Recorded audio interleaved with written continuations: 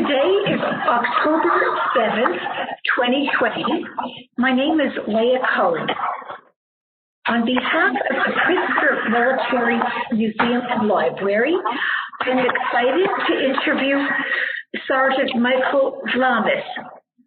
Mr. Vlamis grew up in Crete under the German occupation during World War II. As a young teenager, he participated in the youth resistance movements Ayatollah and EPOC. Later, Mr. Vlamis immigrated to the United States and served in the U.S. Army from 1952 to 1954. In particular, he served with the 101st Airborne in Fort Breckenridge, Kentucky, and later with the 28th Infantry Division, 109th Regiment, 1st Battalion Company in Germany. So I thought we would begin at the beginning. When and where were you born? I was born in a town of Kalyves in the prefecture of Hania, Crete, on May 11, 1929. Okay. And what was it like growing up there before the war? Pardon me? What was it like growing up there before the war? It was a very beautiful, peaceful environment. We were, our house and the whole town was almost very close to the shore. The town was prosperous because of the product. They produce a lot of vegetables in that valley, and the life was, I would say, very good life. What were your parents' sources of income? Well, my father served in the army in the U.S. From 1911 to 1927.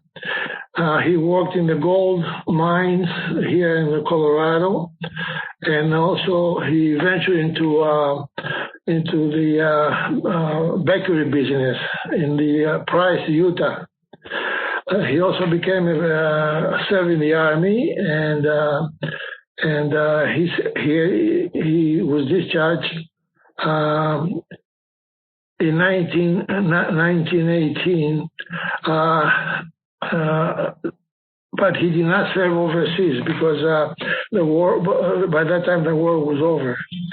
Yes, and he accumulated enough money, assets, and he came to back to Crete. He built a home and purchased properties. So we had sufficient property to live well. I believe you mentioned that your family also opened a restaurant. Well, the restaurant was a cafe that became a restaurant during the war because the not during the war. Well, I think we jumped too much right now. The cafe was not really a money.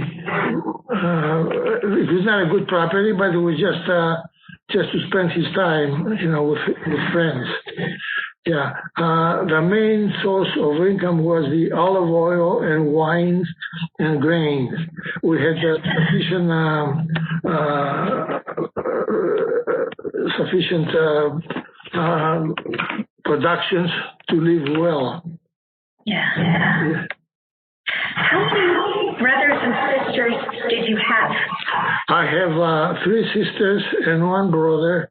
The only 3 are alive. My sister and my brother died.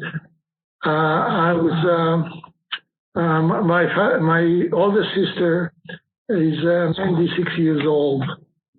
My second sister is dead. And we're only 3 right now alive.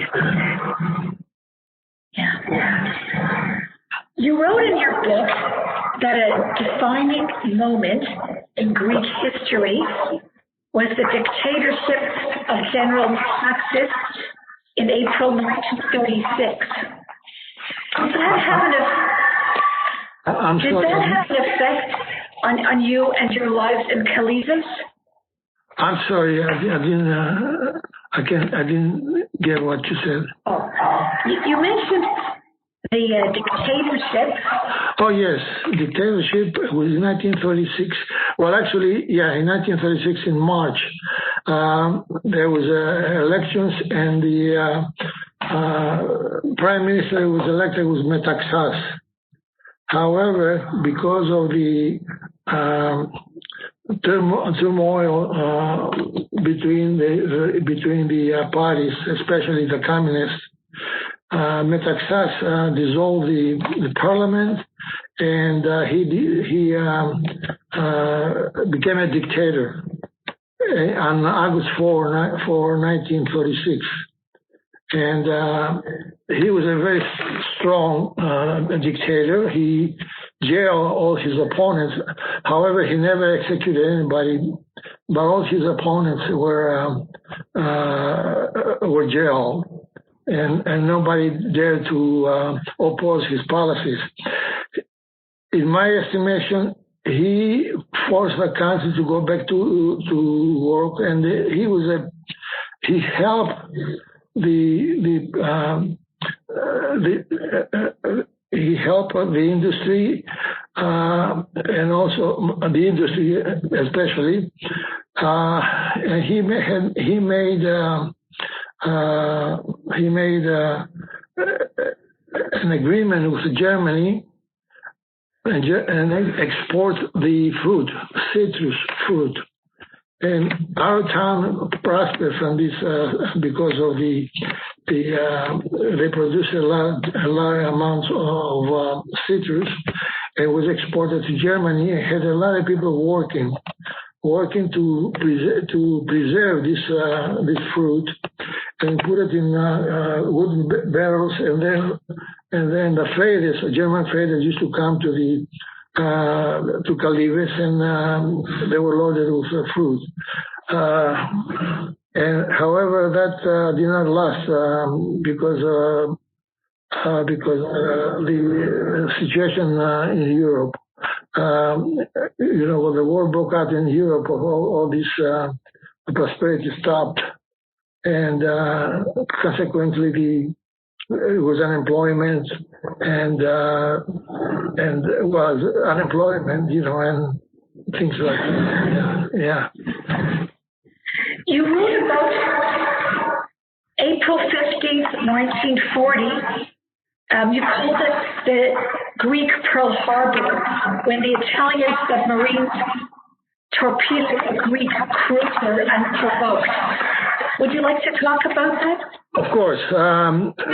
The Italians occupied the country adjacent to Greece, the Albania. They walked into Albania, and in 1938, this was in 1938.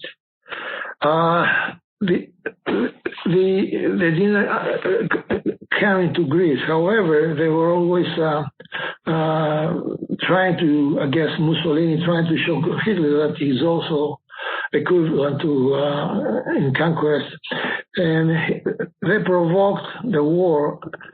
They took a cruiser on August 15, 1938,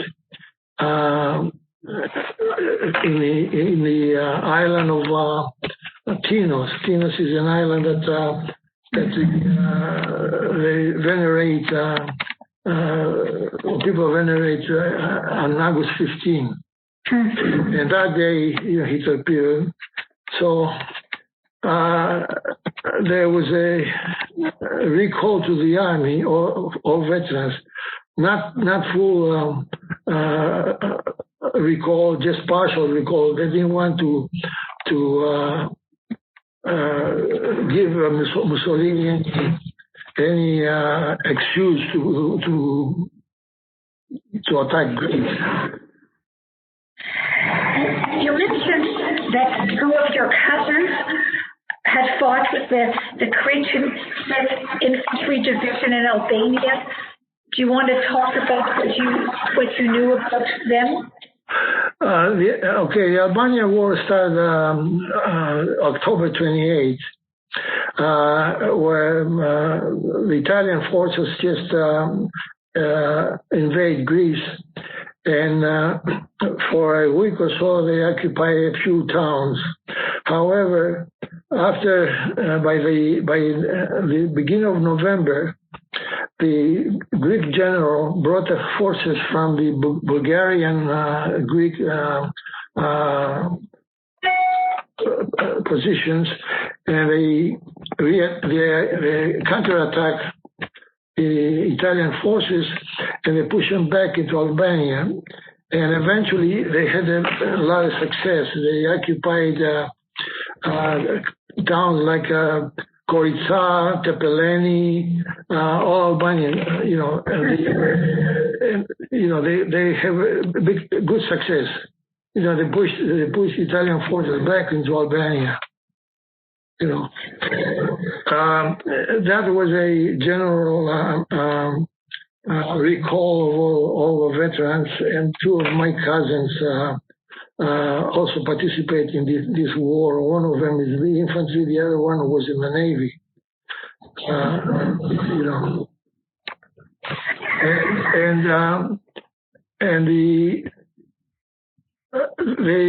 Because at that time the Italians occupied the island of Rhodos, it was the Greek island of Rhodos. We had almost daily air raids. Yeah, the first week of the war, the war started the early of Monday, the 28th of October. By Friday, we had bombings in the city of Chania. Chania is one of the two largest cities in Crete. And however, at that time, the British came into the naval forces and to protect the Sula Bay, because Sula Bay is a very natural port, and it can accommodate a large naval power.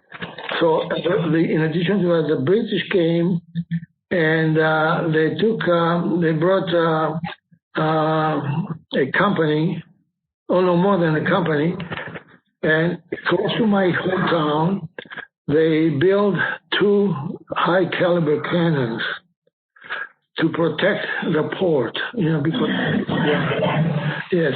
And I mentioned there that it took about a month to build up the cannons, and then they want to test them. And one day they warned the people that this cannon would be tested. The cannons, by the way, were large caliber, probably 12 or 13 inch caliber, and they test these cannons. However, hello? Yes. Yeah, some people. Oh, wait a minute. Can you? Okay. Testing the cannons? Yeah. Yes. However, that was the only time this cannon was fired.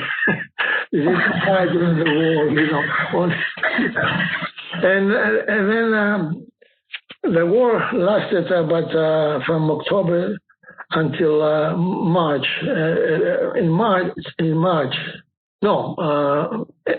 April. In March, what happened? The Greek army had advanced in Albania, but they didn't have the resources to proceed. So it's a small country, and they've been in the war for five months, and it was very difficult for them. They didn't have the equipment and the ammunition to proceed. At the same time, Italy wants to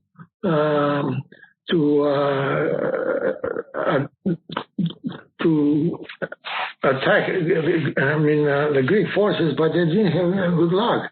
As a matter of fact, Mussolini came and he directed the battle, but to no avail.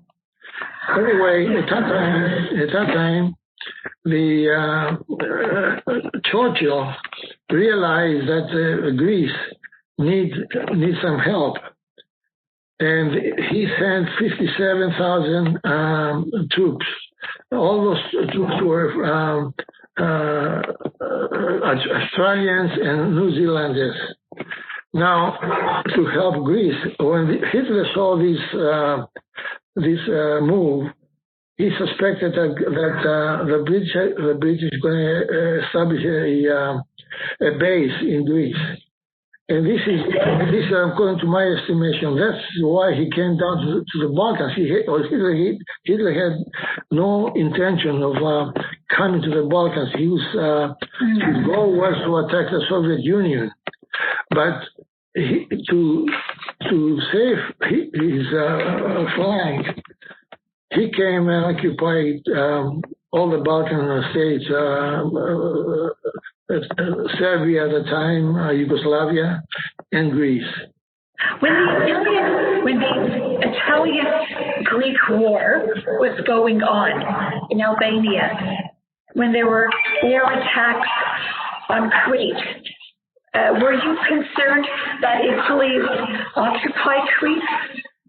Well, in the beginning, we did not concern, but then when the Hitler came down and occupied Greece, I think it was April 27, 1941. Yeah. Yeah. And then we will suspect that his next move will be Crete. When he occupied Greece, a large group of Australian and New Zealanders came to Crete, because Crete was not occupied at that time, along with the king and his entourage came to Crete. And the Australians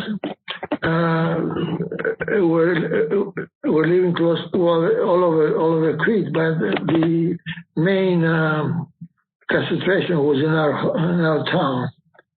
You know, they're very good people, very good soldiers. However, they lack the heavy weapons and all that. Yeah. However,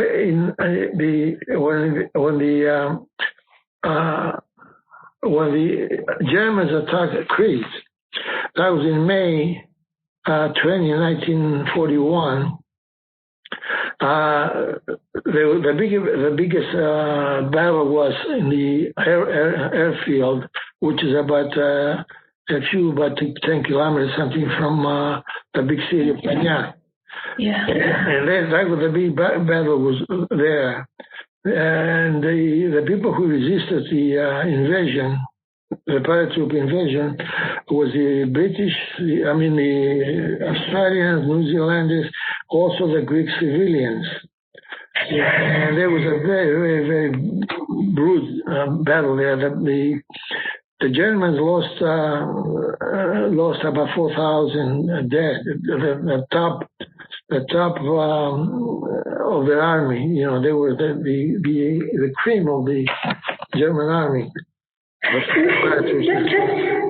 going back a little bit, you mentioned that initially when the Australians and New Zealand troops came to Crete, that there was kind of friction between the troops and the local people.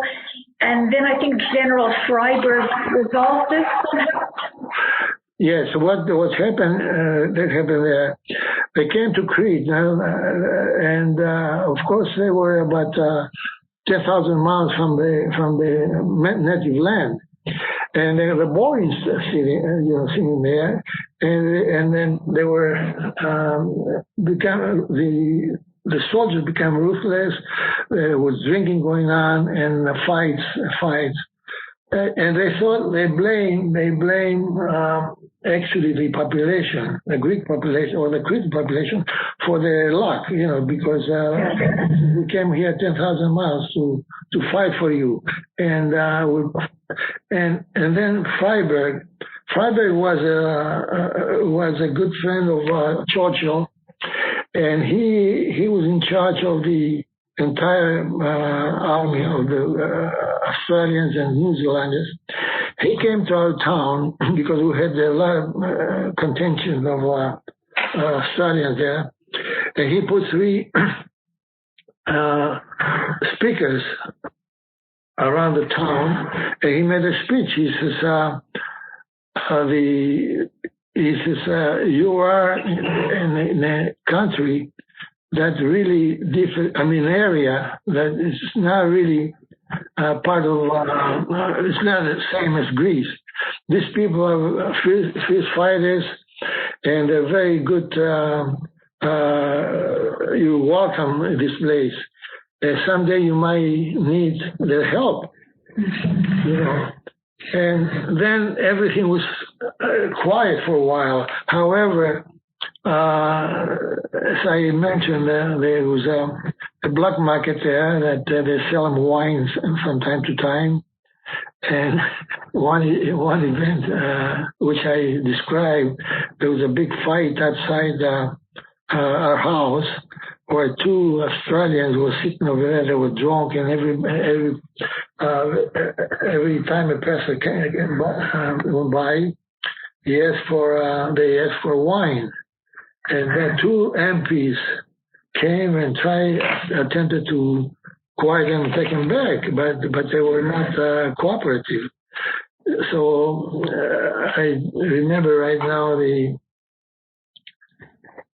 one of the MPs searched one of the drunken and took his sidearms, and then he knocked him down.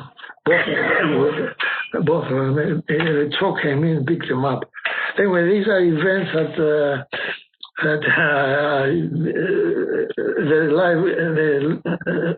they stay in my mind forever, because I watched those things there.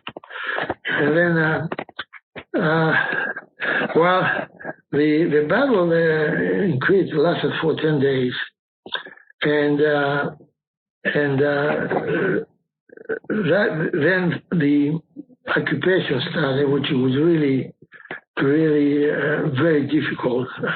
Not only for me, it was for everybody, because immediately the Germans imposed a curfew from 6 in the evening to 8 in the morning, and many other things. And the most important thing that happened, there were the Australians used the grammar school building for a hospital, and there were about 400 there, and the school building and the garden there was really one of the best, especially the garden was just well kept and manicured.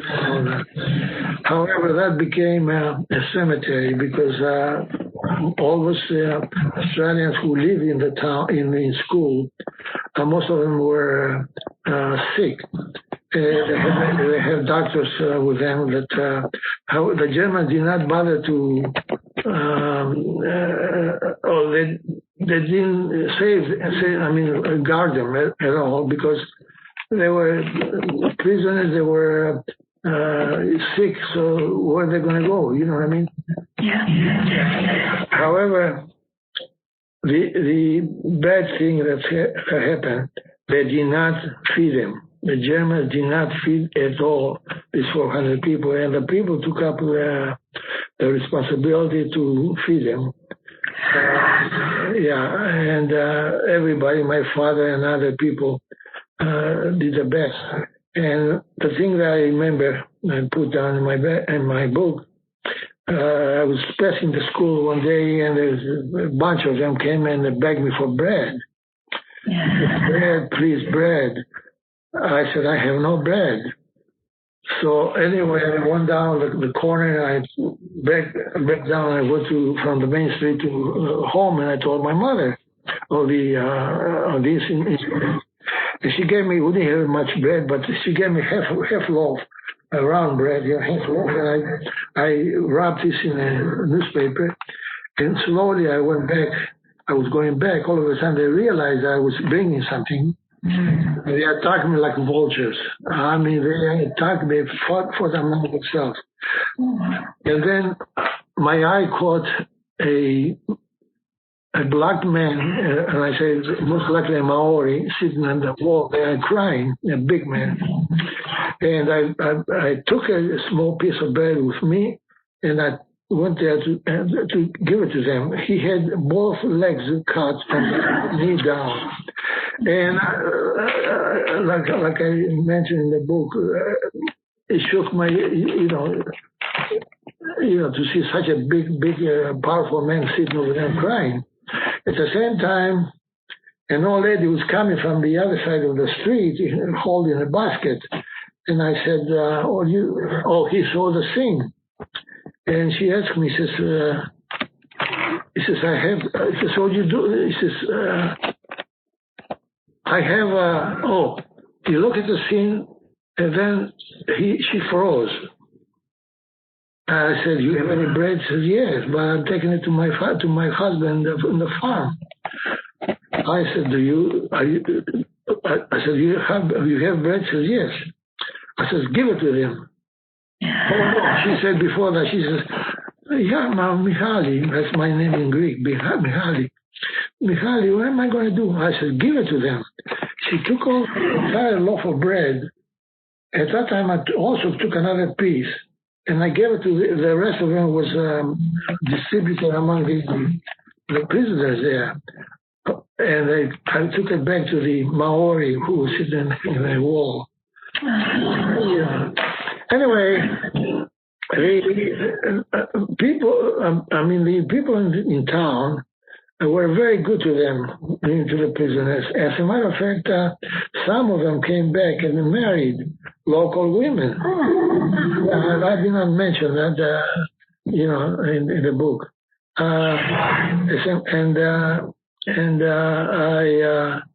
I heard the rumor that, because my father spoke English, because he spent it there, he was very good friends with them. And I heard, I cannot verify it, that he was declared honorary citizen of the Perth, the town of Australia. Well, they were relocated. However, in those days, a couple of days after that, there's a long column of prisoners guarded by Germans were passing the town, and there were Australian, New Zealanders, and Greek conscripts, and they were hungry and tired.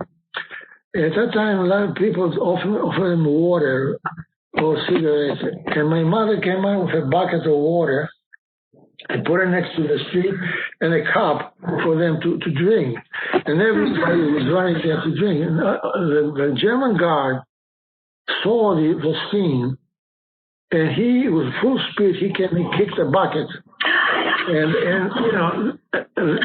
this is to describe the meanness of the Germans, an understatement. They were really supposed to be civilized people.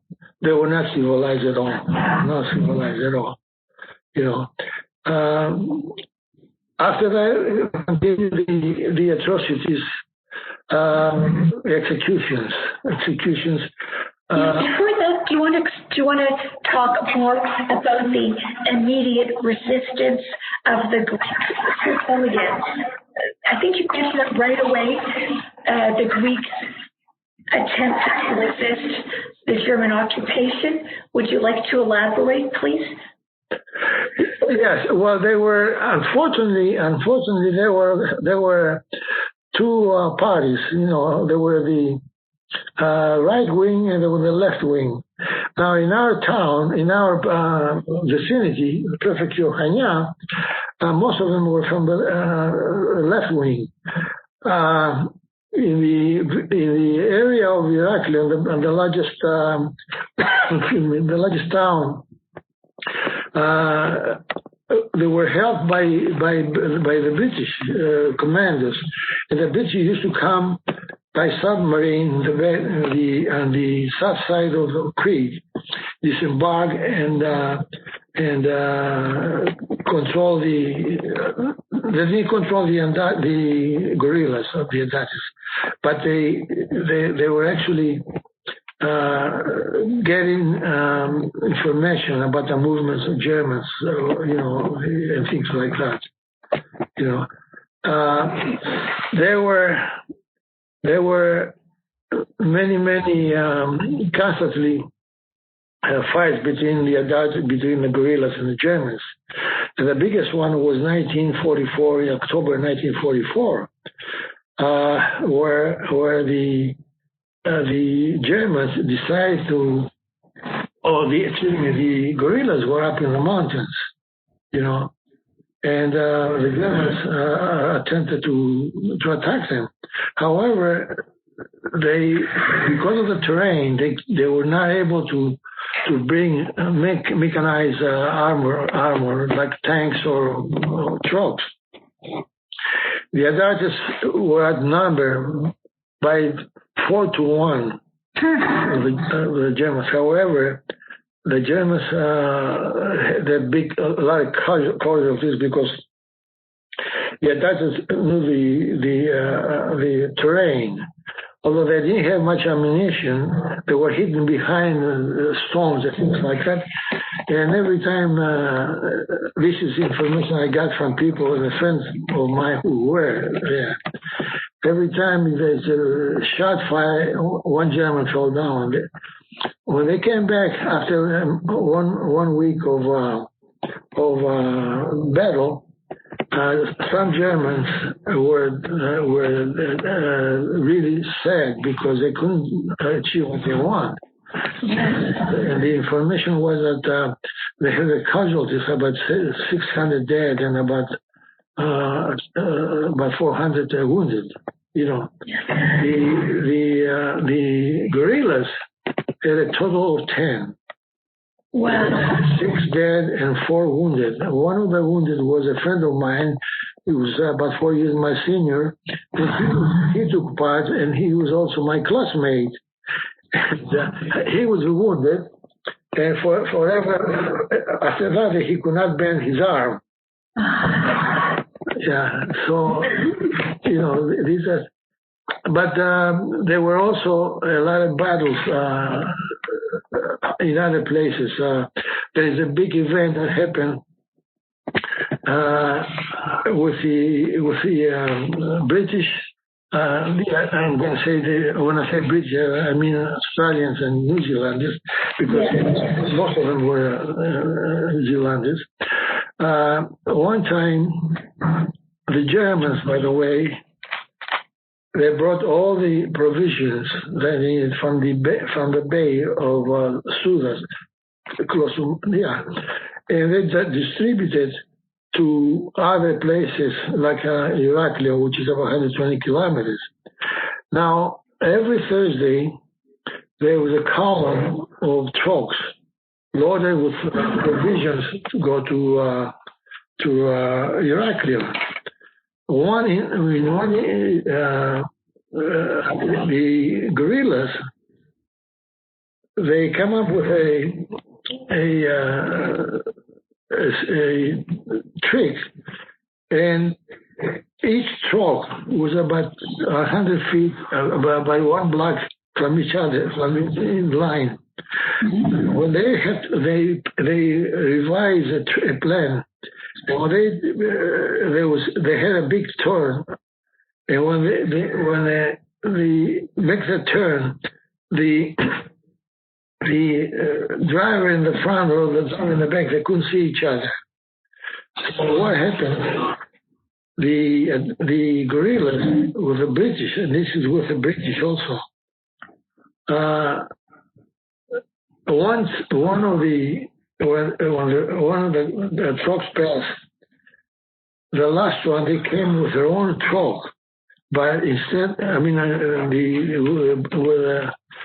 British and some of it, a couple of Americans, and they followed a column. Well, the column went to the airport. Now, when they got to the airport, it was dark. All those people in the truck, in the last truck, it was a German truck, by the way. They stole it somehow. German truck. They came out with machine guns and destroyed 22 aircraft in the field. And they all had only 2 losses. And they were able to get away.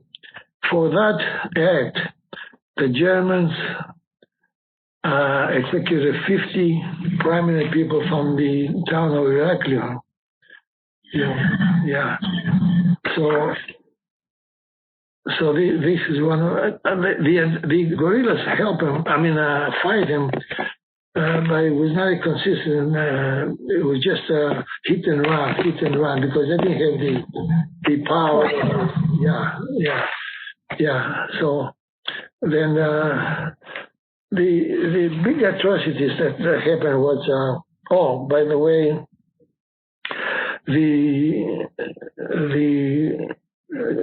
German governor of Crete, it was Andrea, I believe, Alexander Andrea. And after this incident that attack on the airfield, he was demoted and he was replaced by somebody else, by another Bengal, I believe, the name, General Bengal, So now there are also many other things that happened. As I put in the book, the execution were really something that make everybody think about it. Who's next? Were these collective punishments in 1941 after the 10-day battle? Yes. The first execution was in the town of Kodomari. Kodomari is about a short distance from Chania, and because this was close to the airfield that in the prefecture of Chania was Maleme, and that's where the big battle was, in Maleme. So anyway, the information that we were getting that the June 2nd, about 2 days after the occupation was over, they executed 25 from the village of Kodomari. And then they continued. There was another big town, Kandanos, big town, and for some reason they executed 40 people, and they they burned the whole town. And I have a picture there.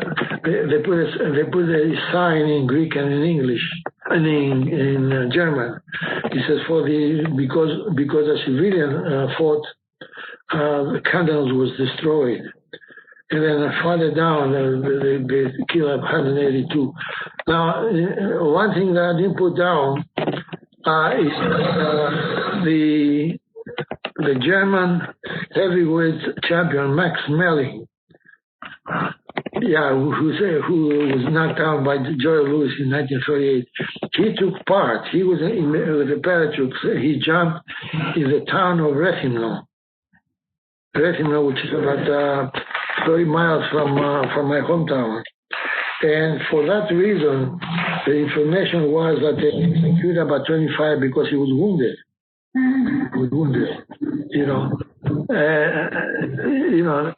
So after that, You know, sorry. There is a lot of details which I failed to. The thing was that in school they occupy all the schools. Our grammar school, which is a good building, a beautiful building, they occupy that. In the high school where I went, it was about 7 kilometers from my hometown, also occupied that. Well, we had to hold classes in small areas around town. Yeah. So, you know, there's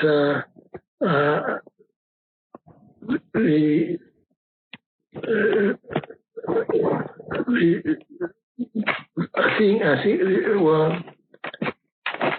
it was just horrible, but we managed to survive. We managed to survive. I think you mentioned that you had to walk. Pardon me? I think you mentioned that you had to walk 15 kilometers to school. I believe Yes. The high school was 7.5 kilometers from my hometown, and I went to the junior high. I was 10 years old when I went to junior high. I had to walk. I had to get up at 6 o'clock in the morning, and there were about 60 people going from my hometown, and I was the youngest one. And we walked to school, and then after the school was over, we walked back another 7.5 kilometers.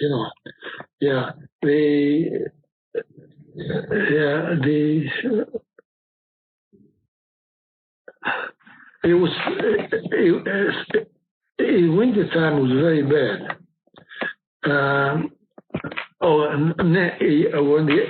By the way, I want to mention, because of the war, the school was closed. The schools were closed from October 28, 1940, when the Italian-Greek war started. The schools were closed. So Germans allow us to open I think in July. However, we crammed the entire semester in 2 months. You couldn't run much there, So the other thing that I mentioned there, the Germans constantly were fortifying the island, and in a big hill, probably about 15 kilometers from my hometown, they had 4 big cannons, extremely big. In retrospect, I estimate it was about 14 inches, maybe more. And they need labor because they had to build these and also constantly take care of them. They came with trucks. With strokes, and go to the surrounding villages and pick up workers. Now they had to go to pass through our town to go to where the school was. One time we agreed with them to take us there, and we every morning. They were coming in 2 or 3 trucks. We were about 65 kids. We ran in the trucks and we gave them a couple eggs. However, one day, and we saved about almost half an hour because with the truck you make it about in 20 minutes. But walking is hour and a half. Now, what happened one time? For some reason.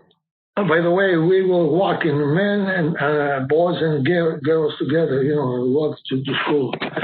One day, the driver stopped and he allowed only the girls to get on the trucks, not the boys. So we decided, especially the older students, that nobody rides if nobody rides. So we let them go. We didn't ride. The following day, when the trucks were coming, we had about almost 20 eggs.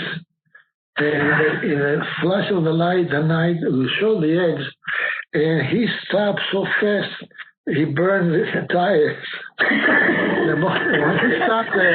When he stopped there, we didn't pay attention. We just stopped walking. This is an indication that we don't need them. Yeah. From there on, they stop every day.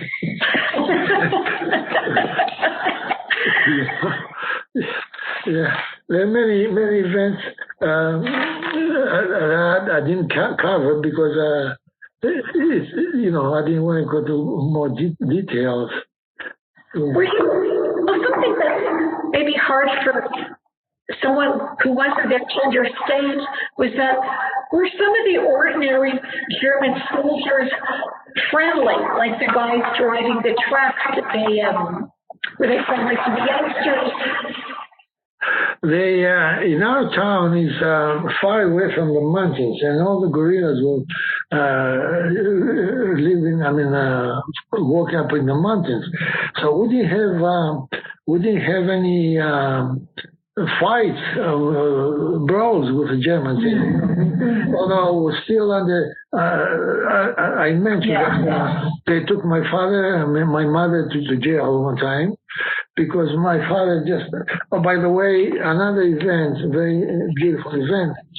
The Germans come bring provisions to Crete by boat. And always with an escort, most of the times a destroyer to escort the cargo ships. So across from our house, there was a big a submarine torpedo two of the ships, and that's something unbelievable because the port is not more than a mile and a half from our house, and the whole bay was turned upside down because the Germans started bombing with deep sea bombs, and almost they turned the bottom upside down, but they never. Pardon me? Sorry, who torpedoed? Who did the torpedoing? We torpedoed the German ships that were coming into the port, the freighter and the destroyer. And now the Germans start bombing the entire area. They also had aeroplanes constantly flying, but they never been able to find the submarine. Now after the war, it came out that a submarine was a Greek submarine, which is very famous for its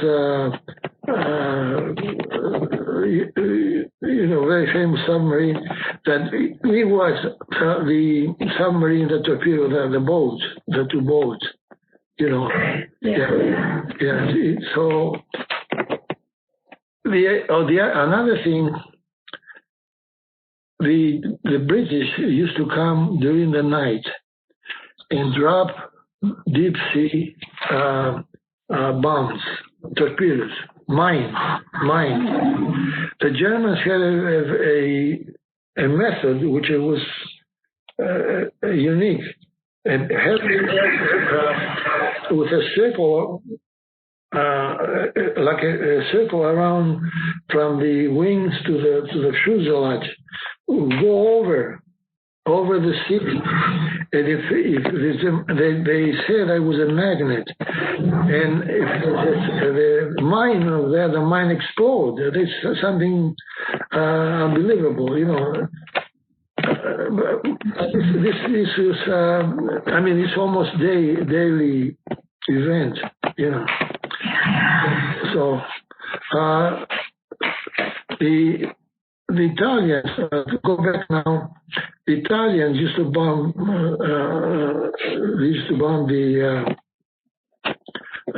come and bomb the towns. However, they were they were not efficient. You know, they had a large number of planes, but they're not efficient anyway. No. Yeah. Another event was that my mother went to jail. Do you want to hear what happened? Pardon me? What happened? My father had bought some I-beams from those torpedo ships. You know, somebody, when they had taken and sold them to my father, he put them on the garden, back, next to the garden. I don't know why he bought them. Anyway, somebody told the Germans that it belonged to the German army. And one day, my father, some neighbors, and my mother was sitting over there a nice Sunday afternoon, and a sedan pulled up there, and two tall Gestapo officers, not Gestapo. It was really the fear of the whole thing. They came out in fluent Greek. They said, "Who's Mr." My father's name is Costa. Who's Mr. Costa Vlamis? And my mother, no. Before that, somebody came and told my father that the Gestapo stopped at the center of the city looking for him. So my father left the group. So about 5 minutes after that, the sedan pulled up there, and then a big tall man came out. Are you familiar with the Gestapo? They used to have a insignia here, just like a half moon. No. Yeah. And when you see that,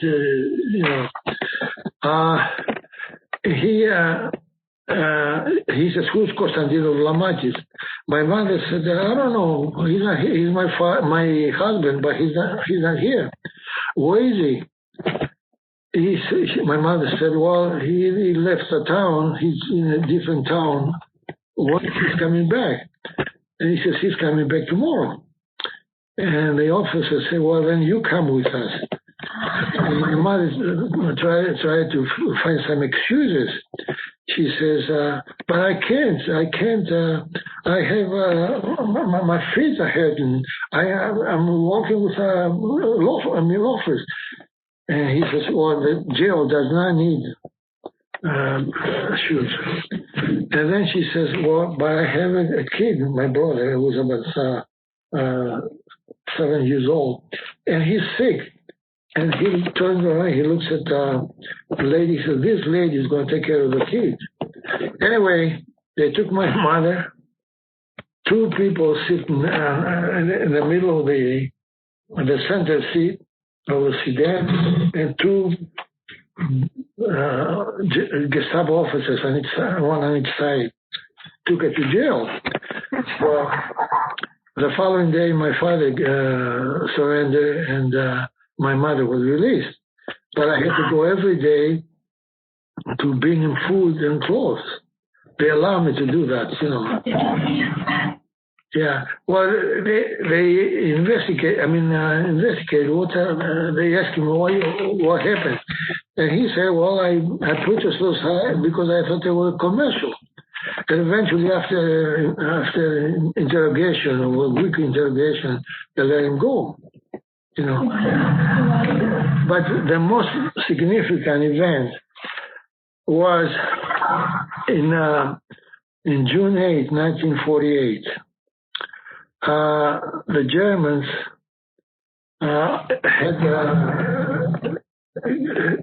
went up in the mountains previous month and arrested a lot of people there because they accused them of helping the guerrillas.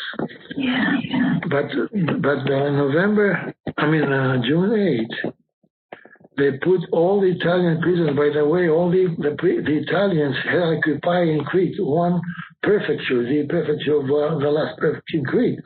And when Italy fell, all those people became prisoners to the Germans. The Germans took them as prisoners, with the exception of those Italians who affiliate with the Germans. They want to, but most of them, they said, no, they're not going to go with the Germans, and they became prisoners.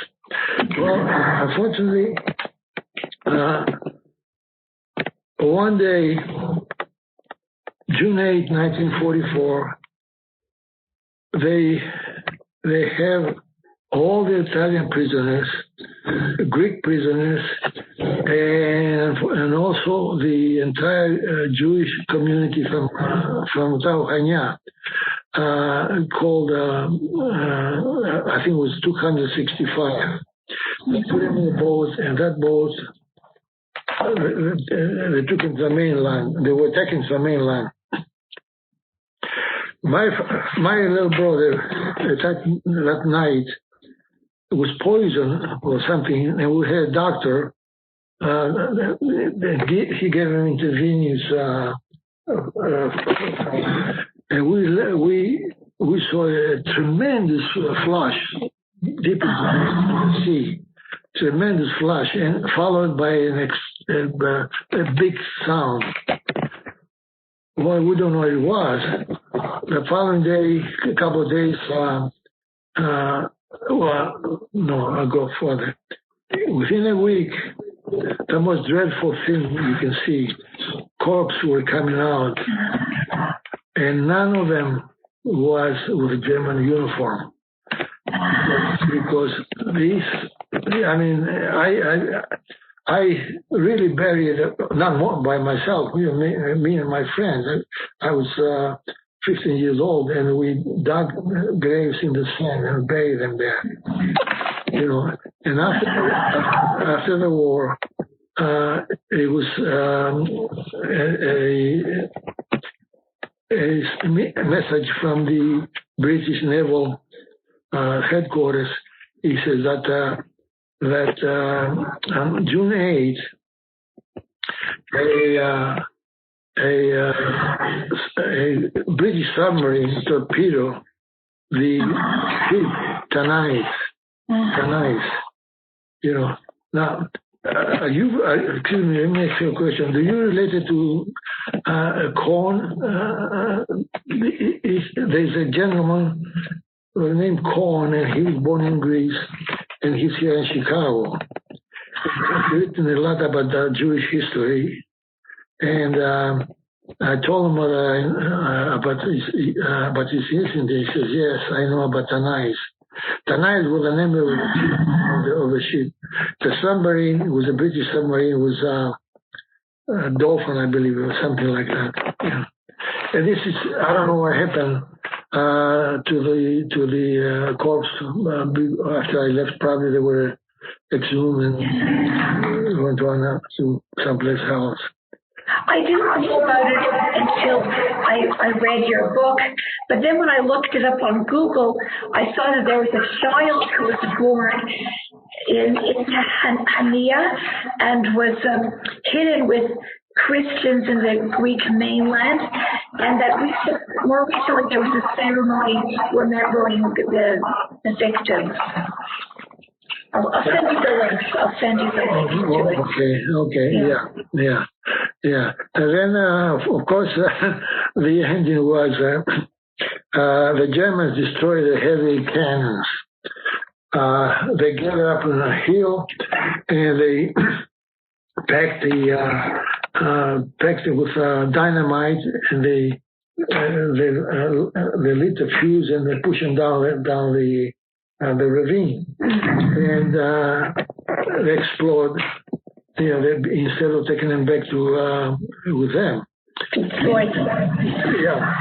Well, anyway,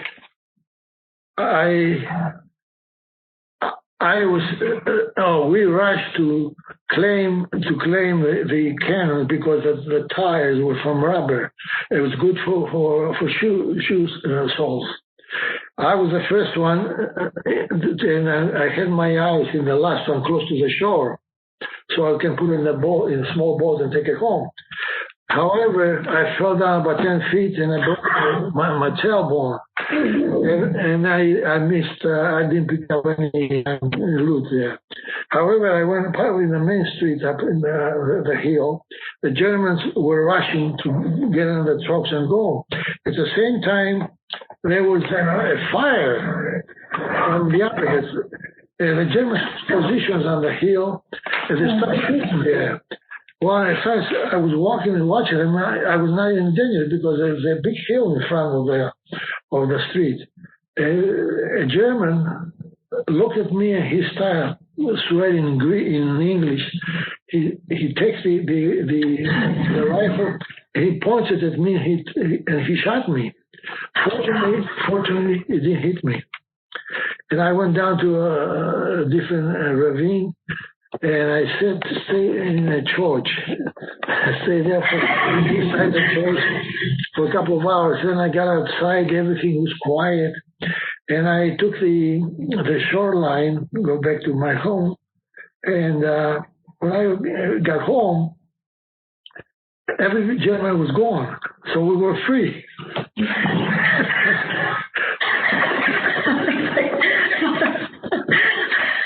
And then I went to the center of the town, happy that everybody's going to be happy and celebrating. And they were fighting, arguing about politics. So much for the party. Yeah, I said, and I put in the book, The Last Shot.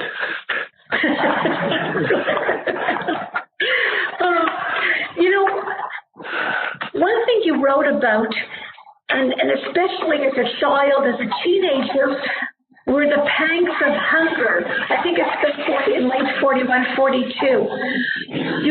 I know that you did many things to procure food for you and your family. Do you want to talk about the different things that you did to get food? We were the famine. It was severe in the big cities, especially Athens and Piraeus. People were dying in the streets. In our town, we managed to get fish because we were by the sea,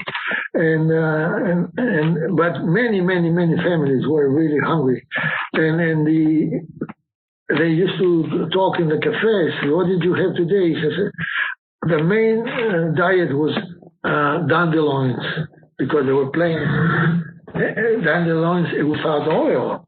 Even oil was short, so families who did not have properties, they suffer a lot. Fortunately, nobody died from hunger in our area, because of the seafood that we had, and also the valley. It was a very productive area, for vegetables and things like that. But people ate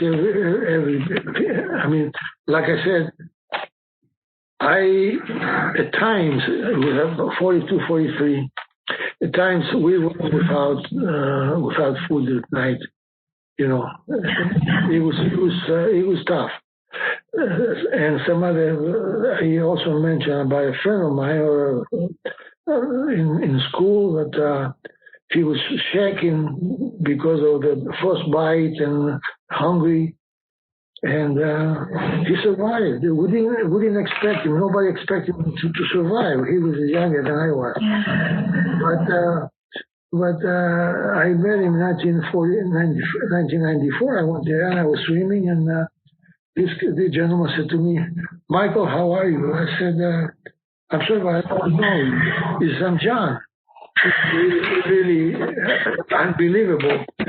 And we reminiscing about the bad times, Yeah, I think that he survived. Yeah, he survived, yeah. The other thing is that one vicinity,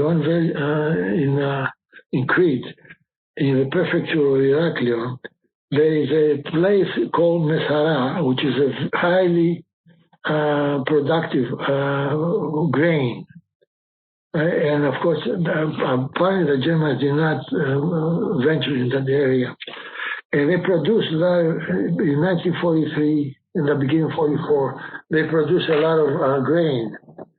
And they would sell the grain, not with money. Money was worthless, money. But the main part of exchange was guns. Somehow, I don't know, my father took the courage and I don't know where he got a revolver. And he hid it in his clothes and all that. And he went with a German truck. The Germans, of course, what he had with other people. And he came out with about 300 pounds of grain. Wow. One revolver, yeah. Things happening there. The community is upside down. You have no money because the Germans, when they came to Greece, they loot the treasury of Greece. Greece had no assets. So everything jumped. One cigarette is about 10 million drachmas. One cigarette, how they would survive it's a miracle, because now this what the Germans did in especially Crete because they revenge. They want to they had a revenge because they lost the best troops. They lost the Goring division, and they never forget it. So some of them were Austrians. They were a little bit more, how should I say, more polished than the Germans. The Germans were just brute.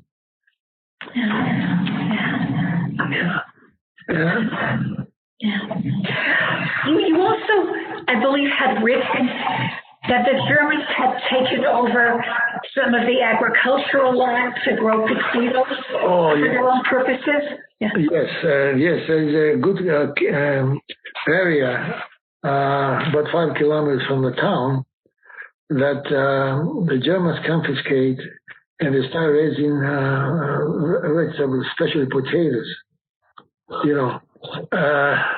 They used to pay minimum, peanuts.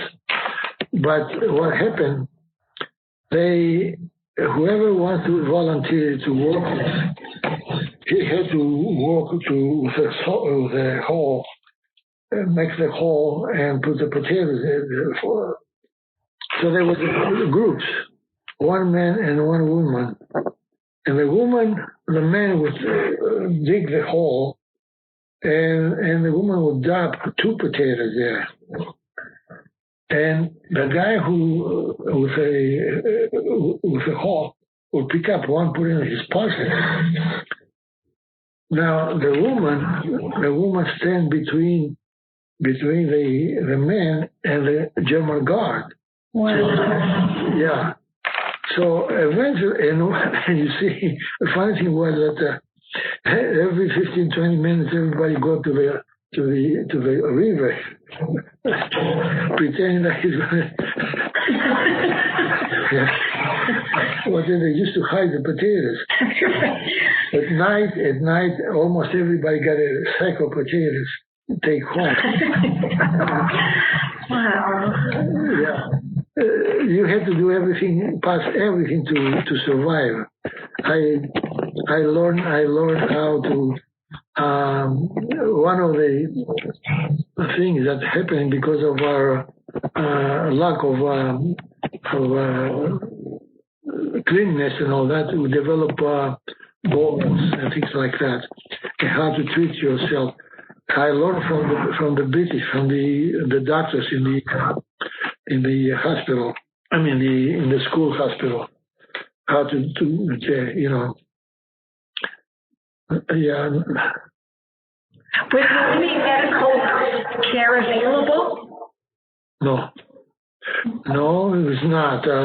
We had 2 doctors. One of them was lived with in one of our house, and the other one was about 3 kilometers away. Now, in 1942, I developed a big, I don't know what it was, something in my gums. It was almost the size of a pencil and about 3/4 of an inch long. And it was painful. So what we went to the doctor. The doctor was not a dentist. It was just general purpose. And when I went to the doctor, I was expecting something bad. And so this is true. Without any cleanness of his instruments, he didn't have many instruments. He plugged the knife there, and my whole mouth suppurated. All the pus came out, and then to clean it, he gave me moonshine that it's made. It's very, very. We use that for rubbing alcohol. It's very. I mean, yeah. There was no medical. My mother had a miscarriage, and she went to the hospital, and they didn't have any milk or anything. Just I don't remember or any help, medical help. Yeah. Yeah. Something else that I noticed is that you were a very entrepreneurial youngster, and you had various business ventures, I think initially with the New Zealand Australian troops. You want to talk about that? Oh yes, of course. The first, when the British came, after when the Italian War was declared, there was a company that pitched tents about 4 kilometers from the town. Well, I could go and sell things, but I didn't have any permits. They gave a permit to older people, and they used to go and sell to the British pastries. However, I could not do that because I was young, and they didn't give me any permits. So one day, but I was sneaking there with a friend of mine. They wouldn't see because there was MPs patrolling the area. You know, when the MPs were far away, we would sneak into the camp and sell the pastries. You know, but anyway, one time I went bankrupt. Let's put it that way, because I used to sell them also wine, but I didn't have wine, so I used vinegar and mix it with a sweet. It's called petit maître. I don't know. It's a juice, you know, and the British love it. But one time I was there with a friend of mine with a tray of pastries, and there's an air raid. We rushed to under foxhole there, and when I go like this, I had the wine in my back. Yeah. When I bend like this, holding the tray, the wine opened and splashed over the tray. Half of them were destroyed. My friend and I finished the rest of them. And I told my mother what happened. She didn't believe me because I had sweet tooth for pastries. She said, no, you can't. Anyway, my line of credit stopped. I mean, but when the Australians came down, the Australians came when the Germans occupied Greece. It was April 28th, I believe, in 41. A long column were coming from the faraway town, and they were with his Australian hats and all that. All of them well armed, with a rifle. They had someone like the cowboys, 2 guns. Anyway, one of them, when I stood there watching them, somebody said to me, one of the soldiers said, "Cookies." And I rushed to the pastry shop, and I said, "I want 60 cookies. And my mother will pay you tomorrow." And there was 2 drachmas each. I came out, I sold them in about 2 minutes for 4 drachmas each. I went and bought another 60. Again, the same thing. And from there, all of a sudden, I see a big market they're developing. And they live up in the hill. No tents. They had no tent. They just live under the trees. And every day I used to go there and bring oranges, eggs, and the money was still good there. The Greek money was still good there, you know. Yeah. So I made a lot of money with it. But then I was about 13 at that time. No, 12. And I would sit there talking with them, and they sell everything. Even one of them, he was a very tough guy. He offered to sell me a machine gun.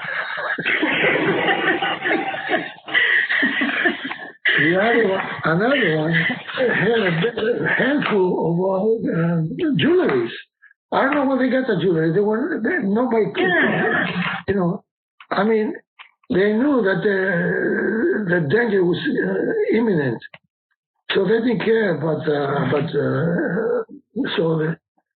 However, whatever I made went up in smoke because the occupation changed everything, you know.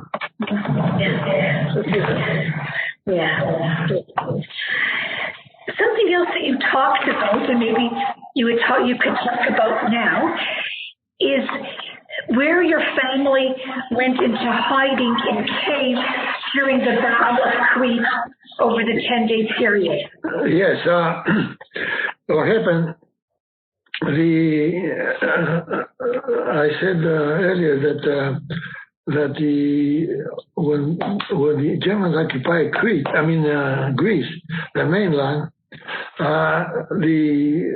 the king and British and Australian troops came to Crete. Also came the Greek Air Force. And now they didn't have any mess hall. They eat in the restaurants. However, the bombing and the strafing was very intense. So we moved to a small cave. My father and my mother used to work during the day to prepare the food in the restaurant. So the cafe became a restaurant, and then we lived in a cave about half a mile down the street, and there were 2 caves, one facing each other. Each one would accommodate probably about 50 families. 50 families where there's no water, no sanitary facilities, nothing like that. We, the young ones, by the way, I stopped my business. This is the last 10 days of the war, of the invasion. So I stopped selling my business, so I live in the cave, and my father and my mother also came late at night and lived there. And in one event, one cave. The caves were about a couple hundred feet above the main street. And in the morning, the whole people came out because from both caves and fresh air, and also from there we could see or hear the battle that was taking place in Hanya, yeah. Especially at night, you see you saw the flames, yeah. So anyway, the bombing and the strafing was very intense because they used to go and bomb, let's say, the Hanya and all that, and all of the escorts, the heavy bombers. I mean, the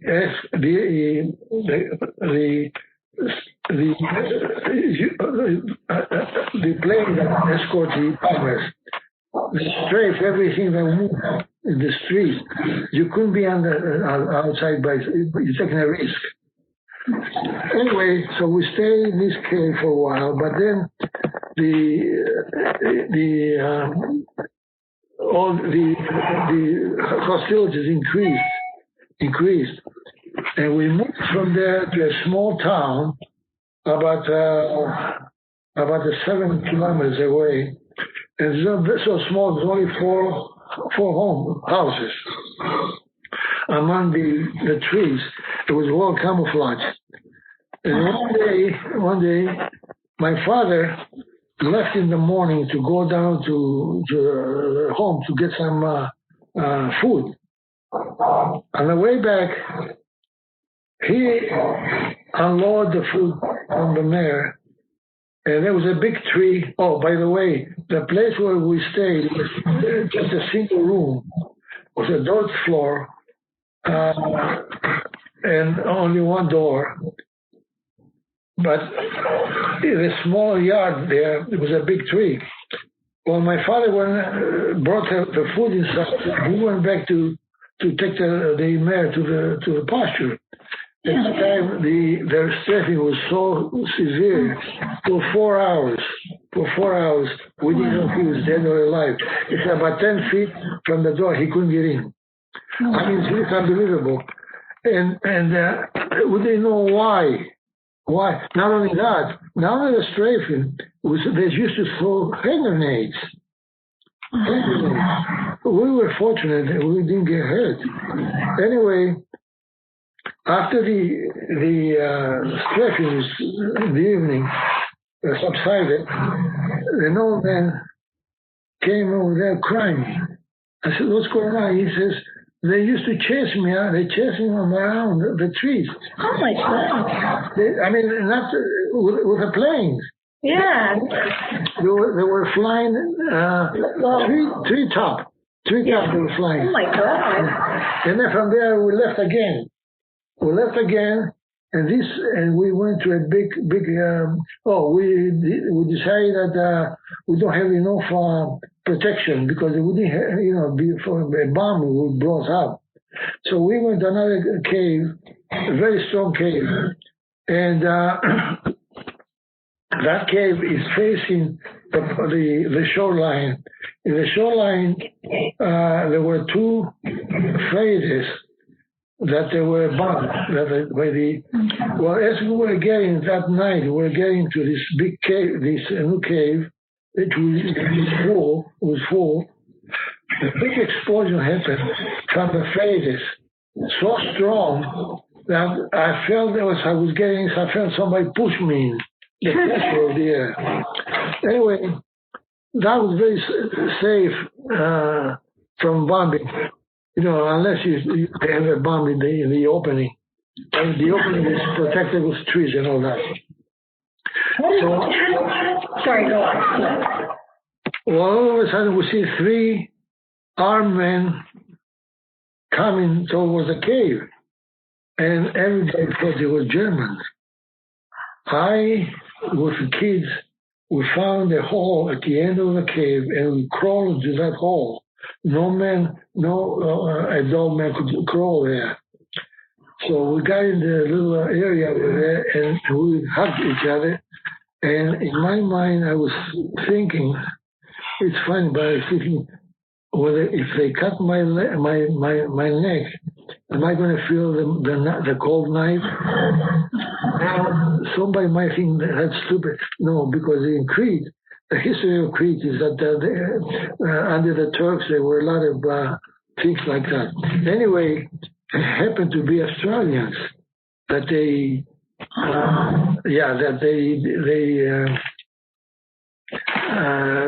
survived, and we told them where to go. They go about a kilometer down, and we gave them some food. And they were full armed. They had their rifles and all that. However, the following day, we decided to tell them that it's not safe for them or for the people to stay there. And we did that, and they left. They went to, some of them went to the south side of Crete, and from there they were disembarked. They embarked in pretty submarines. They took them to Cairo. Well, that's a different story. It's a long story, you know. But and one story which I heard was very interesting. Roosevelt in 1941 established the OSS, I believe it's Overseas Security Service. Today we know that organization CIA. You know, now I don't know. You've heard that a lot of people became members there, especially some Hollywood actors. One of them was Hayden Sterling. I don't know if you know, he's dead now. The other one that was a reporter for CBS who died a long time ago, he was also part of it. Anyway, what I was saying,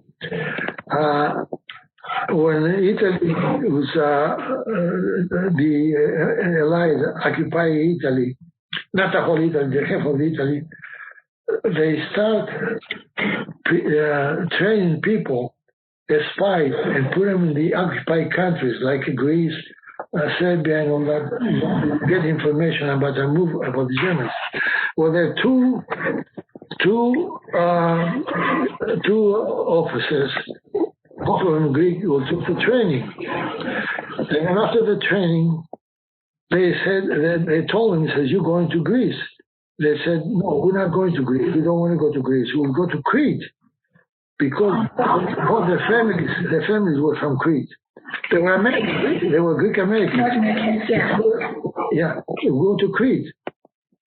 So they insisted, so they took him to Crete in a small boat, and one captain only. The captain was Hayden Sterling, that actor. And all through the trip, they never talked to each other, and they knew. They said that his voice was familiar. By the time when they reached Crete, that disembarked, then they realized who he was. Anyway, in Crete they split. One of them was close to my hometown, up in the mountains.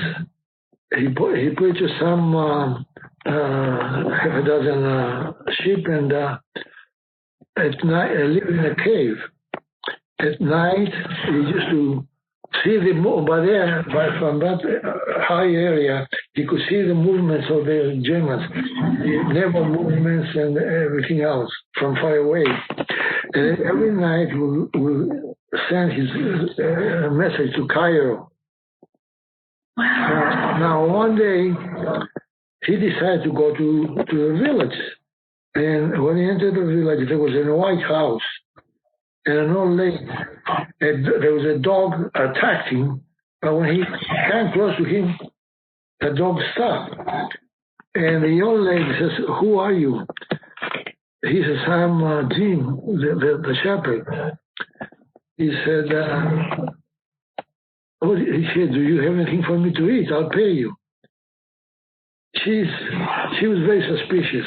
She didn't know who he was. So she gave him something to eat. And they got acquainted, but he didn't tell her who he was. So this happened repeatedly. After a couple of weeks, he used to come there. One time he said to the old lady, he said, who are these two people over there? She said, well, that's my son, and that little boy is my grandson, but they live in America. She didn't even say America. And I'm not going to see him again. That evening, when he went back to his post in a cave, he sent a message to Cairo. He told him the main message, and he appended with the following sentence: please inform my father in California his mother is okay. Why? The old lady was his grandmother. Wow. I'm going to finish. He never told her who he was. However, when the Germans surrendered, they had to sign the surrender in Heraklion. He got a message to go and represent the United States. So he got his uniform. He was a lieutenant. He got the uniform and all that. He goes back to the old lady, and she says, "Who are you?" He says, "I'm Jim the shepherd." "Hey, how are you? Why are you dressed like that?" He said, "Do you have anything for me to eat?" She said, "Yeah, I have something." He says, "I have this thing here. The old guy, old Jim, used to like it. I don't know if you like it." So he sat down, he ate, and he asked her again, "Who are these people in the picture?" She says, "Well, I told you before. My son, that's my grandson." And he said, "You know who the little boy is? That's me 10 years ago." She almost fainted. Amazing. I mean, I read this in a book, a reliable book. It's a true story. And the other guy also has a similar interesting story, but I don't know. Yeah. Were you also aware at the time about the British and Greek kidnapping of the German commander when he spirited him to a submarine and kept him prisoner in Egypt? I think there was an incident in Crete. Oh yes, Cripe. Okay, General Cripe. Cripe. General Cripe replaced the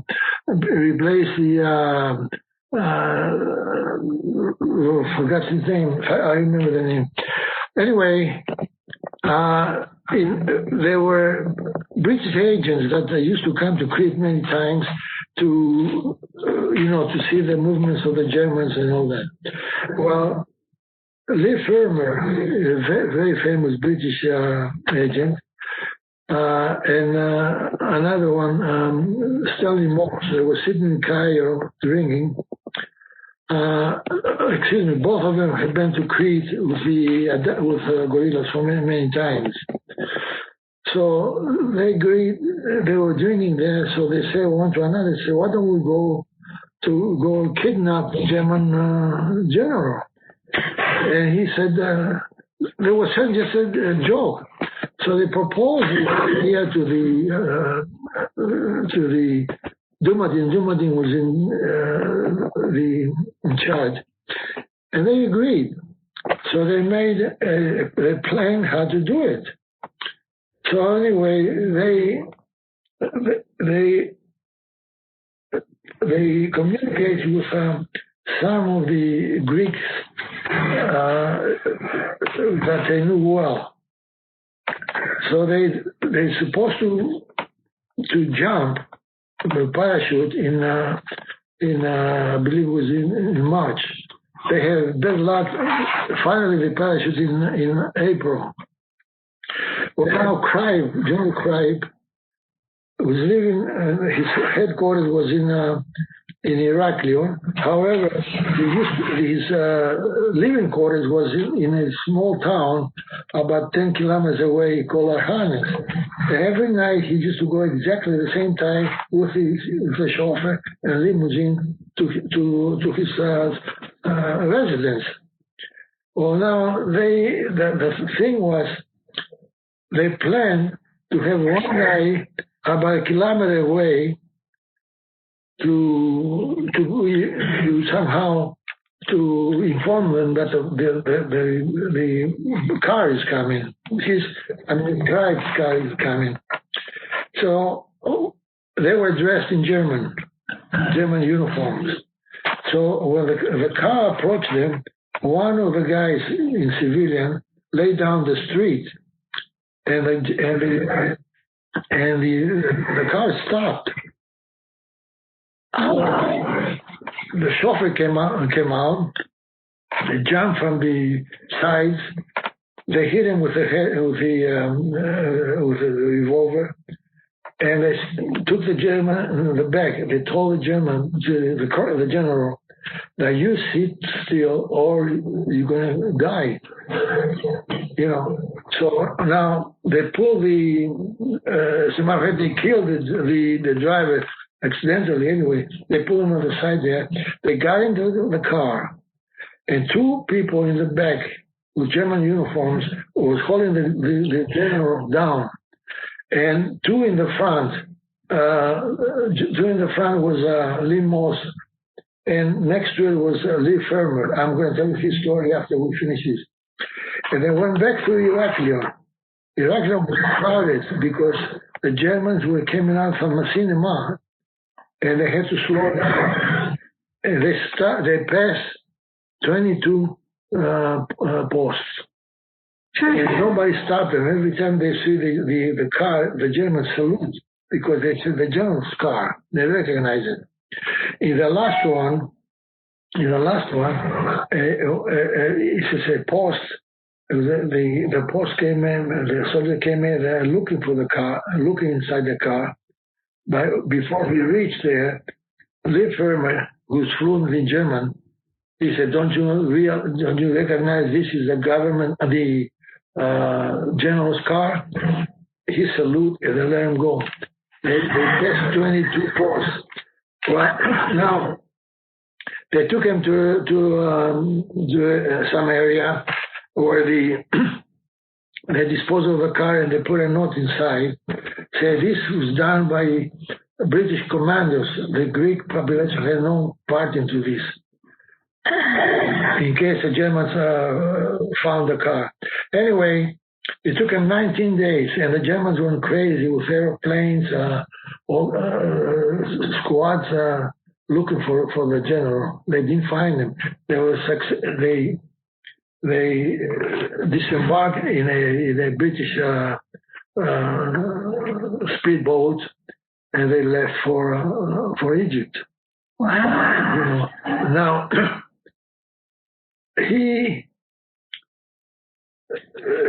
anyway, after the war, there was a meeting in 1974 in Athens.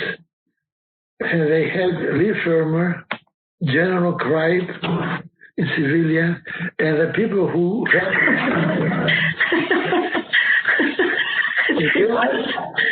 and General Cripe became the the chairman of the British of the German war. Of those who serve in the German army. The trials? No, I mean he was chairman of the discharged German. Yeah, and now there's a cemetery in Maleme. There's over 4,000 Germans buried there. And the General Crete proposed to build a cemetery there. There's a plaque there, and you see the names and the age. Once you walk through there, you're going to see 19, 20, 21 years old, only people with rank. They were a little more older. All of them were young kids. Yeah, all of them young kids. Yeah. So now Lee Fermer is a guy who we're out of time. Okay, let me tell you this and then do whatever we want. Lee Fermer left England at the age of 18. He walked for a year. He walked all through Europe. He came to Turkey. Oh my God! Yeah, he was a very famous. He wrote a lot of books, and if you could Google Lee Fermer, you're going to see who the guy is. He just died a couple of years ago at the age of 94. He was very famous and interesting man. Yeah. So what else? Oh yes. So you said that you were at first the National Liberation Front, the EAM, presented itself as a liberation front rather than a communist organization, and that you became involved in EPON, the Patriotic Youth, and the Ayatollah, the Eagle Scouts. Yes, what happened after the occupation, there were even during the occupation, we had the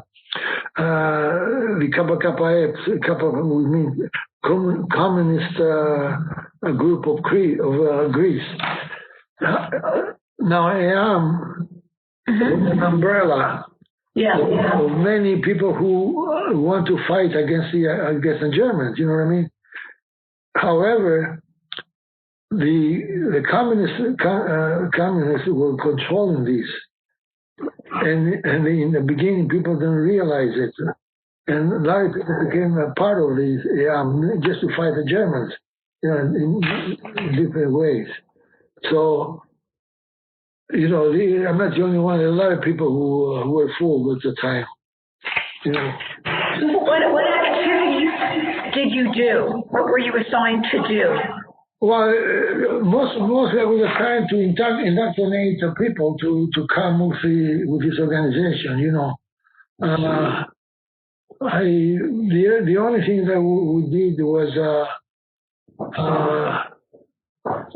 stole the bikes from the Germans. That's all. You wrote something a little bit poignant. I mean, you said that obviously with the occupation it brought about a lot of unease, and before the war you had a clear direction in life, so now it wasn't clear what would happen because of the occupation. And you also wrote that your friend, I think Millis, was providing you with communist literature, but you were found it wasn't providing you with a good direction either. So do you want to describe your thoughts and feelings around that? Yes, there was a lot of literature going around, and Millis was one of the organizers. And they were, let me tell you, they approached me more than anybody else. I don't know, because I'm not trying to brag, because I was a good student. Yeah. I don't know why. Anyway, everything they gave me, I never been able to understand it. I never been able to make any sense out of it. For instance, they had some books by Stalin, by Lenin, and I never been able to, to read something that makes any sense to me. I never, as a matter of fact, I thought what can I say? After the war, I realized how foolish I was too. When I came, I realized how foolish I was. But like I said, I never. As a matter of fact, when I came to the States, they approached me also. There were people. There were communist organizations here, and I just kicked them out. No, I had nothing to do with it. No. Yeah. No. Your parents and you sound very brave and also very compassionate. I was wondering, do you want to tell the story about fighting your neighbor's son, Yanis? I think that's how to pronounce it. Oh, yeah, this is, well, Yanis, now we had 2 homes. In one home we built in 1936, and it was rented by a doctor and his wife. Now, Yanis was an architect, and he was a communist, because at that time even he graduated from the Polytechnic school in Athens, very prestigious school. And then all of them, as a matter of fact, most of the students who graduated the pre-war times, they were, left-wing affiliates. Anyway, John was known to the Germans. And one time, the Germans, he was living in Iraklia, and then one time the Germans attempted to arrest him. However, he was informed by somebody else, by a policeman or somebody, and he left Iraklia. He was up in the mountains for a while. And then after by 1942, he came to live with his sister, the doctor's wife. However, he was to live with his sister was very suspicious. So he lived in our house. Now, we never mentioned or never attempted to talk to me about politics. And he lived in the house all day long. At night, during the dark times, I used to go out and I walked a few paces ahead of him. He followed me just to get some fresh air, for him to get some fresh air. If I saw anything suspicious, I would whistle or do something for him to hide. Now, I benefit from that because he tutored me in math. And I get tremendous basis from him. I was number 1 in class in math. Anyway, in 1944, he lived there in summer of 1944. He was sleeping upstairs, but because it was summer, he was sleeping. We had a terrace, which was completely enclosed. He lived in the terrace there, and from there you could see our garden. And I was walking the gardens when I hear some thunder, somebody hitting the top of the chicken coop and all that. And I look around and all I see John jumping down. He came to the outhouse. He stayed in the outhouse. I went up there. I went outside and I said, "Oh, John, what's going on?" He says, "The Gestapo is downstairs." Gestapo. So I went downstairs. My mother. What has happened? Somebody knocked on the door. My mother opened the door. I saw one with a Gestapo officer with the insignia here. And she was suspicious that they're looking for John. So he sounded her hand to my sister to go like this, to go upstairs to tell John. So she went upstairs. She said, "John, Gestapo is looking for you." So he jumped down. Anyway, everybody got together and communicated from the doctors upstairs and his wife who were downstairs. I was the conduit between John and the rest. Whatever they tell me from the houses, I told John. They would do not. Oh, by the way, the Gestapo only spent a few minutes, and he left. Anyway, so he says we decided that John should leave the house immediately. He dressed in summertime with a heavy coat and a hat. And again, I was walking ahead, and I passed a house where two Germans were living there. Of course, nobody knew who it was. And we walked outside the town. After we were free, then he knew where to go. He got to a vineyard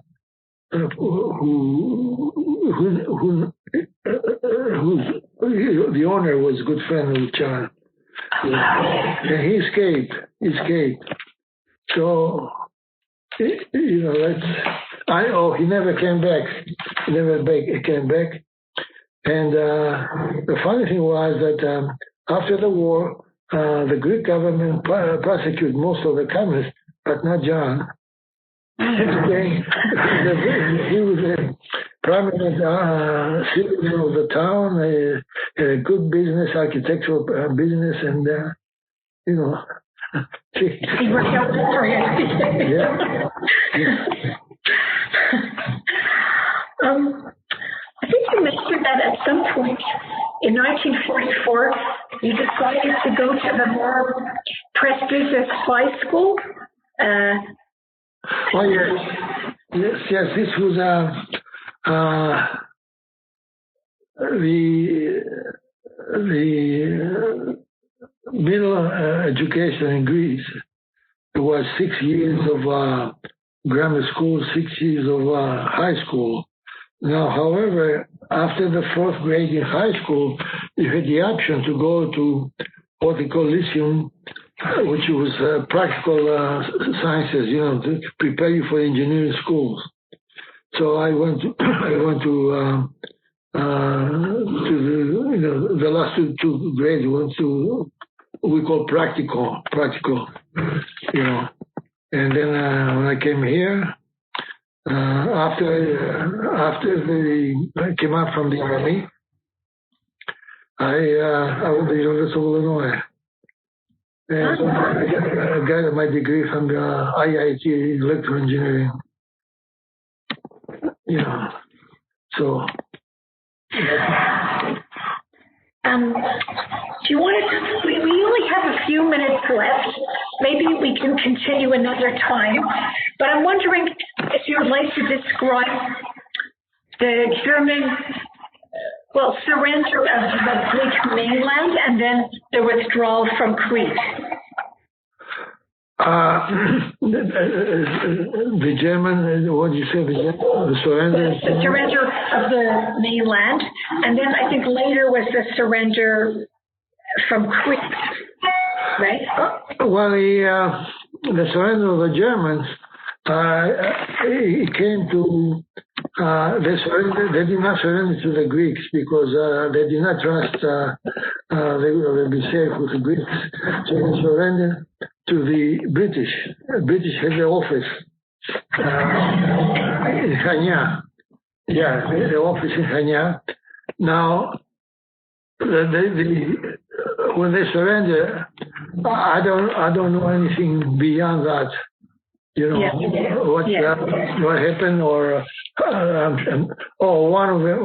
There's one of them was very interesting. There was one German officer, Gestapo, who was from Greek descent, and he migrated from the Asia Minor back in the early 20s to Germany. Now anyway, he was in the town of Reckenlo, and yes. There's a long story associated with this guy, but I'm going to just tell you one story only. He managed to escape from the suspicion of because he was really bad. He was brutal. He caused the execution of a lot of people. However, he somehow he survived. He went back to Germany. Nobody suspected nothing. However, in 1947, before he left, when he was living in Crete, he had a romantic relation with some girl there, and they were communicating after the war. And they decided to get married. So he came down in 1947 to meet the girl and get married. Well, he came in Salonika. While he was walking in the street, two boys that were prisoners of war from the Reckenlo recognized him. They told the authorities. He said, "This guy is his name was Schubert, but the Greek name was Simeonidis. Anyway, nobody says why he migrated to Austria. You know, that's where he got the name Schubert. Anyway, these boys recognized him, and he told the authorities. They told the authorities who he was, and they followed him for 2 weeks. And they arrest him. They arrest him. He had a trial, and he was executed in Greece. Now, I told you that there were two SOS. Agents. Yeah. The story, the other agent who went also to Crete has a relation with this issue. You know, because this German guy, killed his father, the other guy's father. I mean, I thought that there were two SOS. Oh my goodness! Yeah. And they called him from the States during his trial, and he witnessed the execution. And he stood there. He said, he looked at the sky. He says, "Father, he for this crime." It's a long story. He also had a really interesting story. I told you only for the guy who was his grandmother, but if we got time, I'll tell you about this guy here. Mr. Vlamis, I think I set the timing for 2 hours. Okay. Would you like to continue tomorrow? It's up to you. You want to take a break? I can come back tomorrow. Tomorrow? So I can set you up there. She said, Georgia said tomorrow. So we'll continue on tomorrow at 12:30. And in the meantime, I really thank you very much for sharing this. Thank you. Thank you. Yeah. Today is October 16th, 2020, and my name is Leah Cohen. On behalf of the Pritzker Military Museum and Library, I am pleased to follow up on the interview of Sergeant Michael Vlamis on last Friday, October 7th, 2020. So after World War II, Mr. Vlamis immigrated to the U.S. and served in the U.S. Army, the 7th Army, 28th Infantry Division, 109th Regiment, 1st Battalion, Company E, from 1952 to 1954 in Germany during the Cold War. And this will be a little more of our focus today. And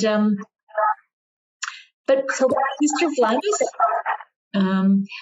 sorry, I'm just trying to adjust the picture a little bit to focus on you. Oh, there we go. Okay, so I guess before we move on,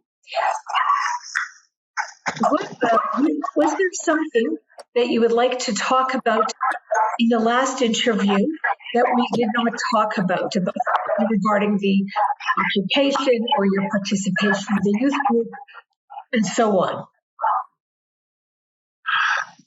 Did you understand? Not well. Okay, sorry, because it's hard to understand because you're breaking up. So since the interview, is there something else you want to add? Do you think of something else regarding the occupation or your youth participation in the parties that you want to also raise? Like before moving on to United States and all that. Well, I have one thing that I don't believe we covered the last time was the invasion of Crete, where the paratroopers jump on the airfield of Maleme, which is about 10 kilometers from the city of Hanya. And at that time, in charge was General Wrangel,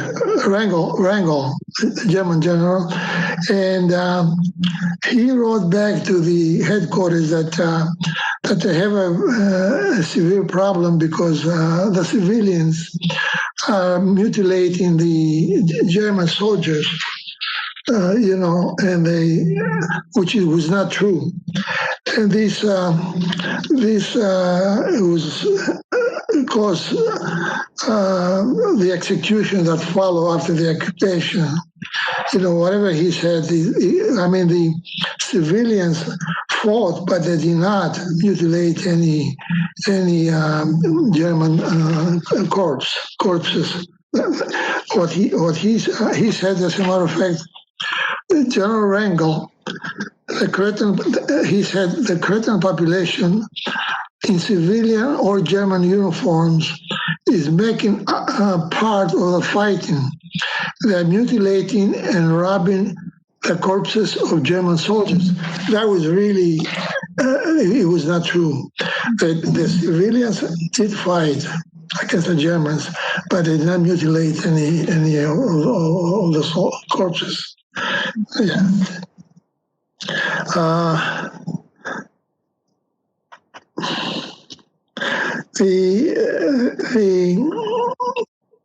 The general who took over the direction of German troops after the occupation was General Alexander Andre, and he continued with the executions. At that time, a group of eminent citizens of Crete went to him and asked him to cease the executions and left anybody who's be judged according to his acts and not indiscriminately execute the civilians. Well, the people who went to talk to General Andre was the bishop of the town of Hanya, the mayor, and some other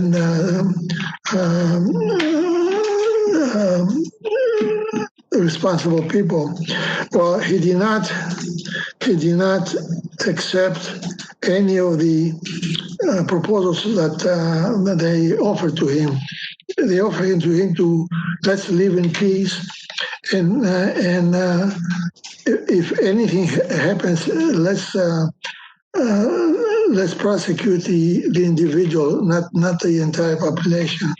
Well, General Andre did not accept the proposal, so he just summarily dismissed the group.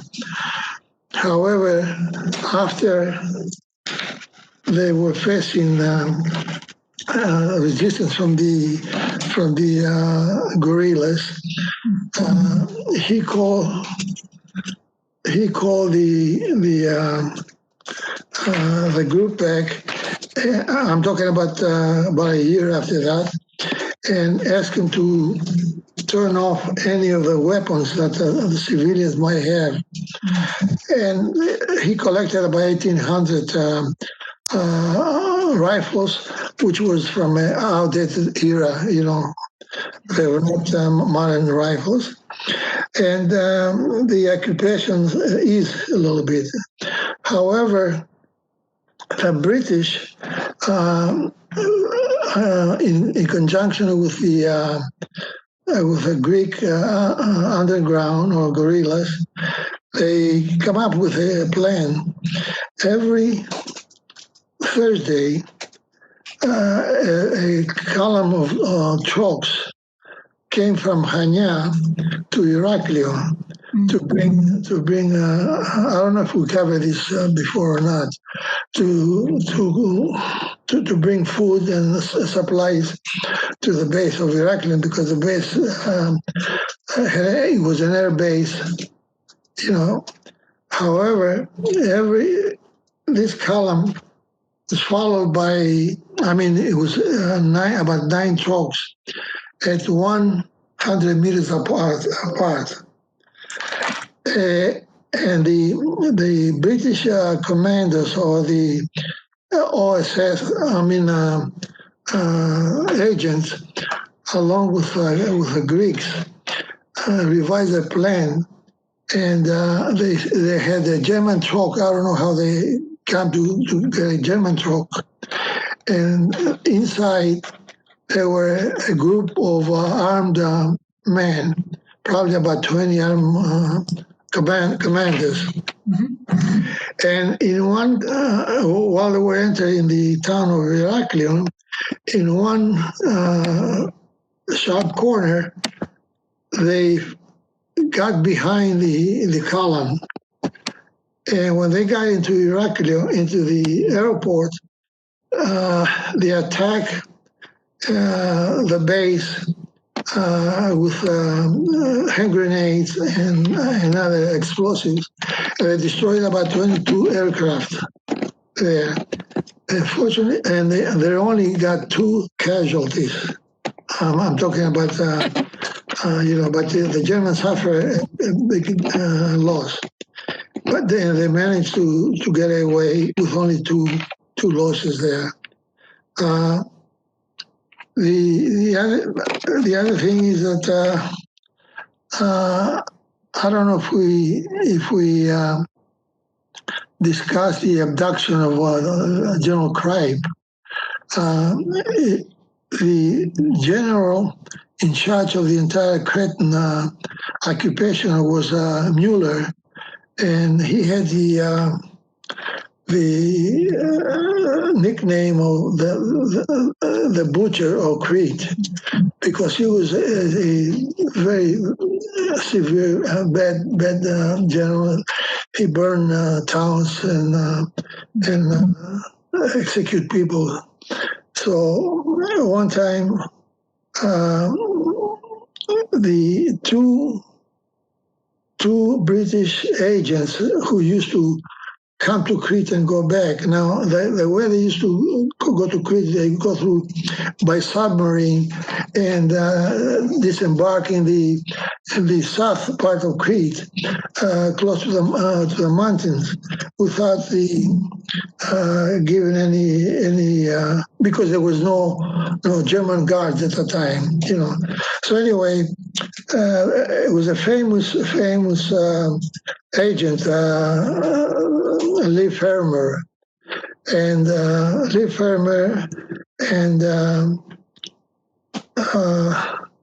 Stanley Moss. They were in Cairo drinking in a bar, because both of them were agents that they used to, that have gone to Crete many times.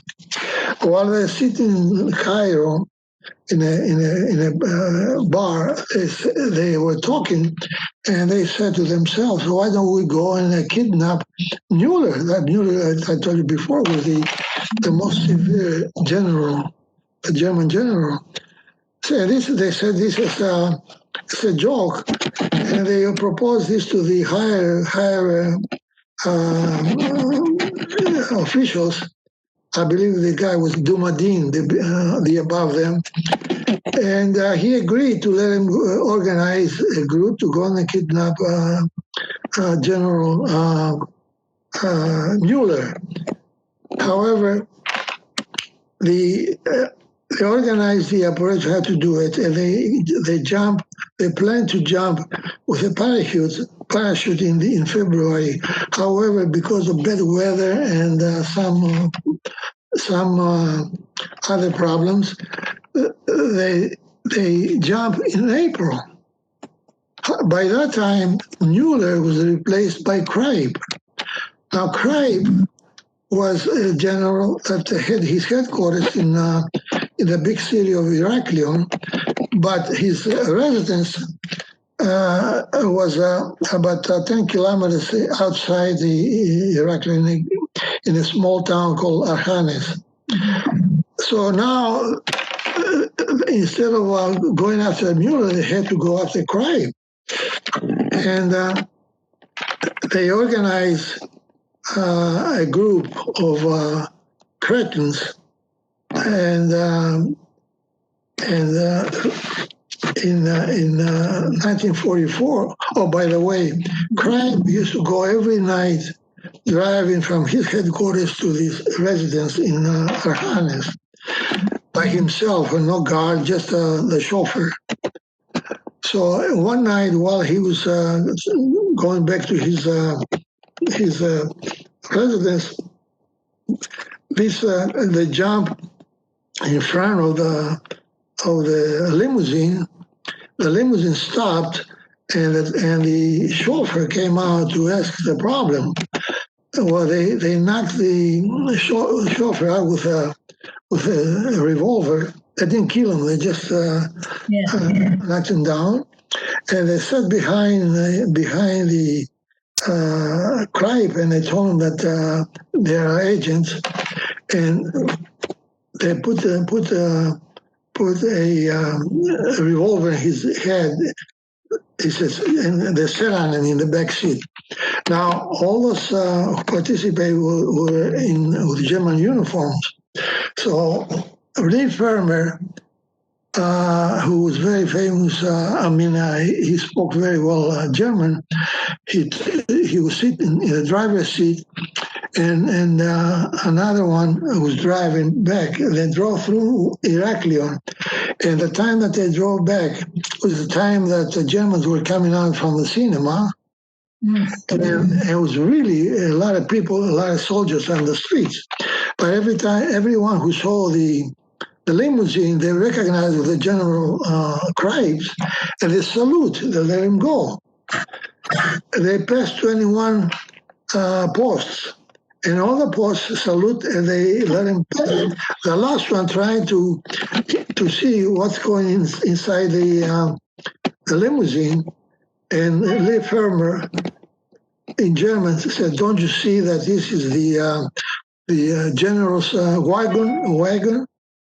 And he saluted and let him go. Anyway, they drove about 50 or 60 kilometers to another location. From there, they went over the mountains with the general. All this time, the general was in the back, and the two people were sitting on him. He told him that if he makes any move, he's going to die. Anyway, it took him 19 days to go over the mountains into the south part of Crete, at which time a submarine came one night, and as a matter of fact, not too far from a German post. They managed in the dark to get to the submarine with the general and all the people who participate in the abduction and go back to Cairo. Now, they said that I heard that Crete in Cairo made a radio announcement. I cannot verify it, but they said that he made an announcement. He told him that he was very well, he's treated well, and he proposed to give up the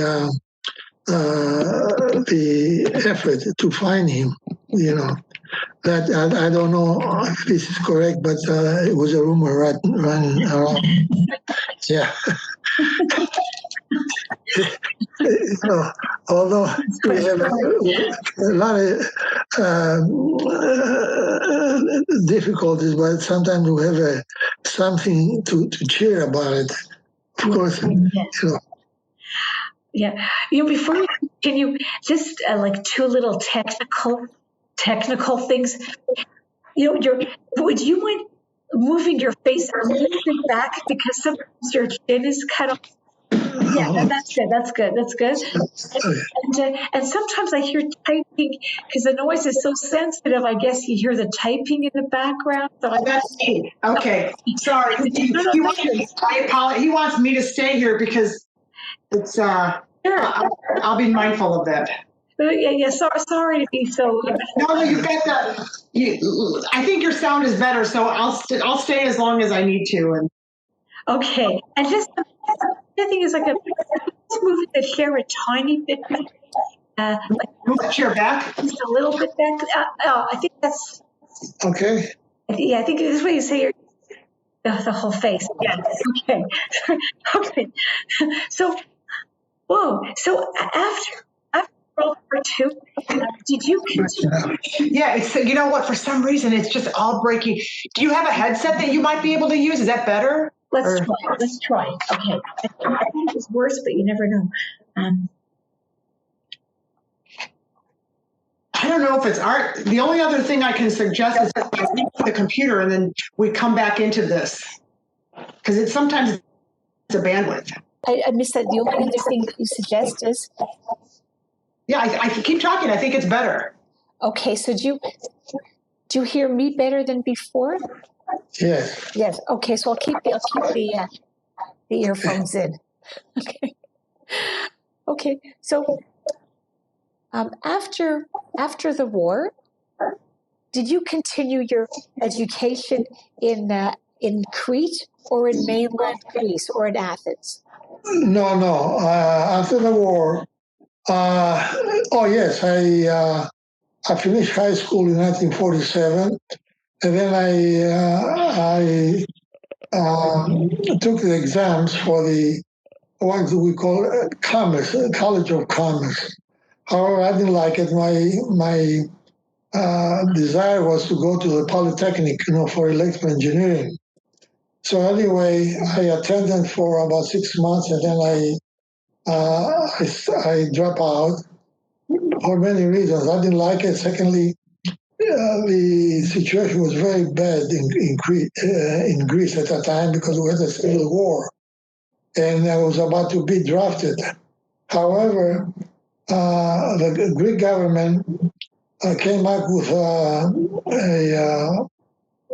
an order of fiat that the people of my classification have the right to go out of Greece for studies or otherwise within a month. So I took the opportunity, and I struggled in a month to get money for my ticket.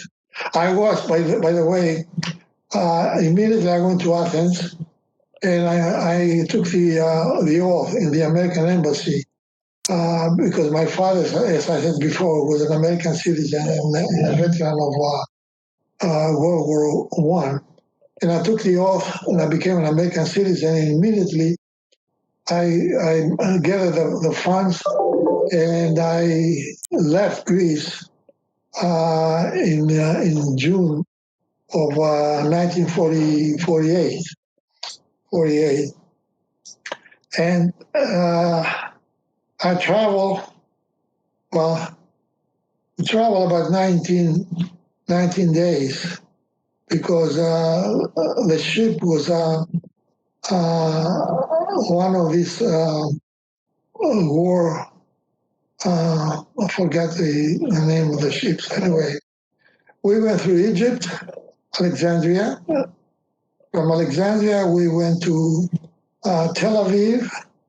In Tel Aviv, I think that was the time where the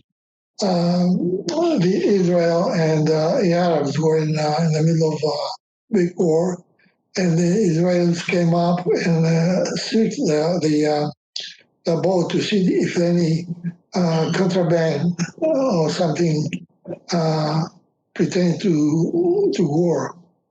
And then we left Tel Aviv and we went to Jaffa. And the ship was going only 5 miles an hour because they were suspecting that there might be mines. The area might be mined. So we got to Jaffa. By the way, we did not dock because neither Tel Aviv or Jaffa had any mooring facilities. Okay, after Jaffa, we went to Beirut, Lebanon. In Beirut, we stopped there, and 40 people, young people, came aboard. They were Americans who came to fight in the side of the Jewish state of Israel. And they came aboard, and they sent them back to. They were arrested and sent them back to the States. And from there, we stayed probably about half a day in Beirut. From there, we went to Palermo, Italy. From Palermo, Italy, we had other people going to the States. A lot of people with families, small kids, and all that. From there, we went to the Azores,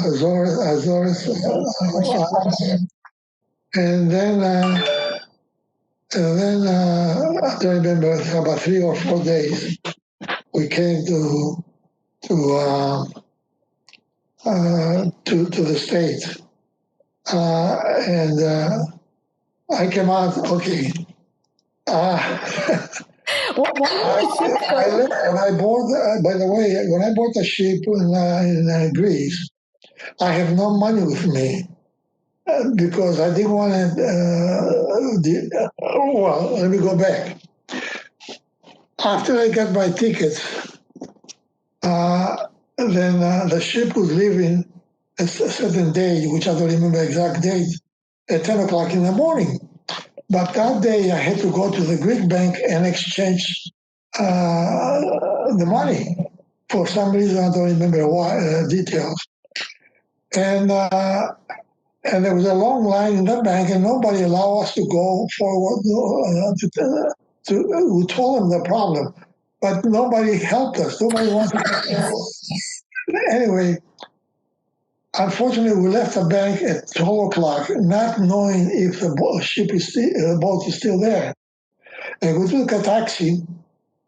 We rushed back, and we came to the Greek police because we had to verify if we have any money with us. We're not allowed to take money out of the country, and I didn't have any money because I didn't want anybody, the police, to stop me. Anyway, when we came to the port, Piraeus, fortunately we saw the ship was still in port, So anyway, we cleared the issue with the police. We came down, and my cousin, who was about 10 years my senior, he says, "I don't have any money to give you, but just take these 2 bottles of cognac." So I got on the ship with 2 bottles of cognac. However, my meals were paid, So we lived in big rooms there. And then we start the trip to the States.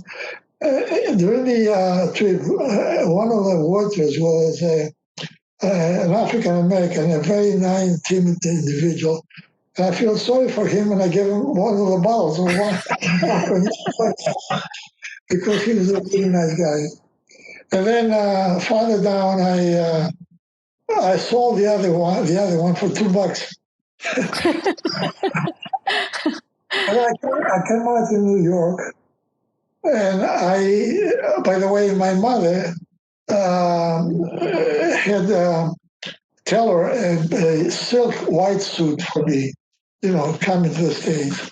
So I came out to this New York with my white suit, a white shirt, a red tie, and the weather was lousy. It was raining. At that time, I borrowed $2 from a friend of mine who had money. He was going to meet his father in Bahamas. So he lent me $2. Anyway, so I was coming out. Honestly, in retrospect, I didn't know what I was doing. I don't know. The plan I had was to call a friend of mine who had migrated 3 years earlier, and to give me help. So I was walking over there on the port, and to this, I look back now and I say, was I crazy? Anyway, a lady that we were traveling together, he says, Michael, a lady is looking for you. I said, I don't expect anybody. He said, well, no, there's a lady here. So she says, oh, okay, there she is. The lady says to me, the other lady says to me, are you Michael? I said, yes. She says, your aunt from Pittsburgh asked me to come and I said to her, I appreciate that, but I don't need any help. And she was really says to me, are you crazy? Where the hell are you going to go by yourself? Fortunately, I follow her. Coming out from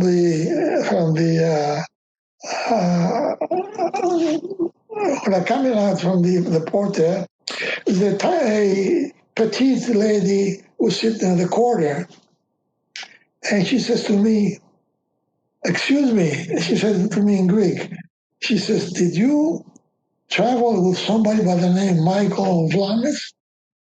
I said to her, I recognized who she was. She had left my town 10 years earlier. Because when she left, I was 10 years old, And I said to her, would you recognize him if you see him? She says, no. I said, Eleni, that's her name. Eleni, this is Michael. So she took me, I went with the lady to her house, and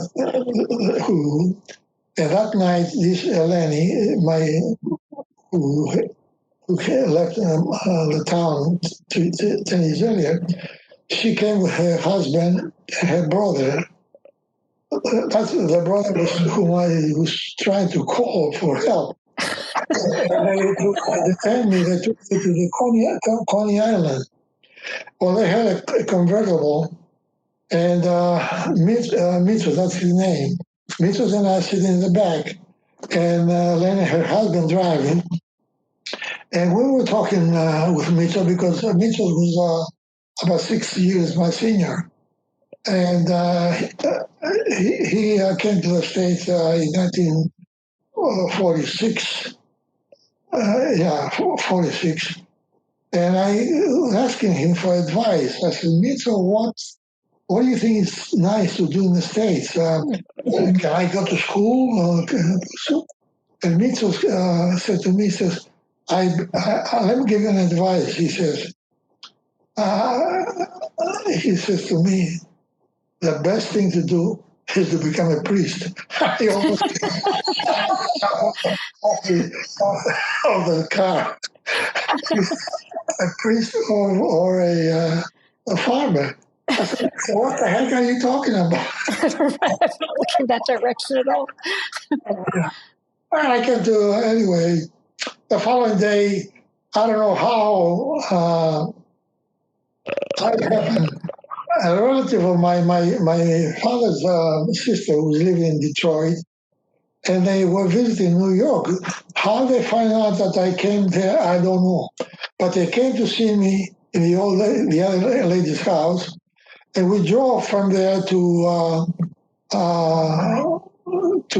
outside of Pittsburgh, a small town called Langeloth, and to my mother's relatives. I stayed there for 2 weeks.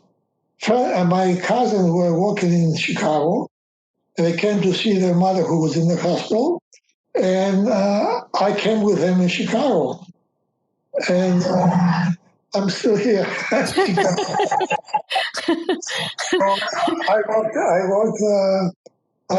ask the question if she's. Yeah, okay.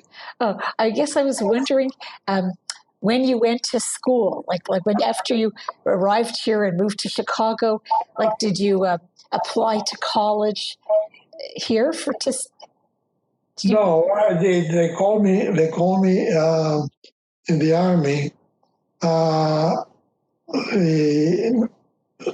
1 month after the Korean War, and I pretended I didn't speak English. So they gave me 2 years deferment, and in 2 years they called me. And the first thing they said to me when I went downtown to Wabash Avenue, the induction office, a sergeant was there. He looked at my papers. He said, "Don't tell me that you cannot speak English now because I don't believe it." Anyway, so I went to the army. I took basic training with 101st Airborne Division in Kentucky, and after 4 months, I got my orders to go to Germany.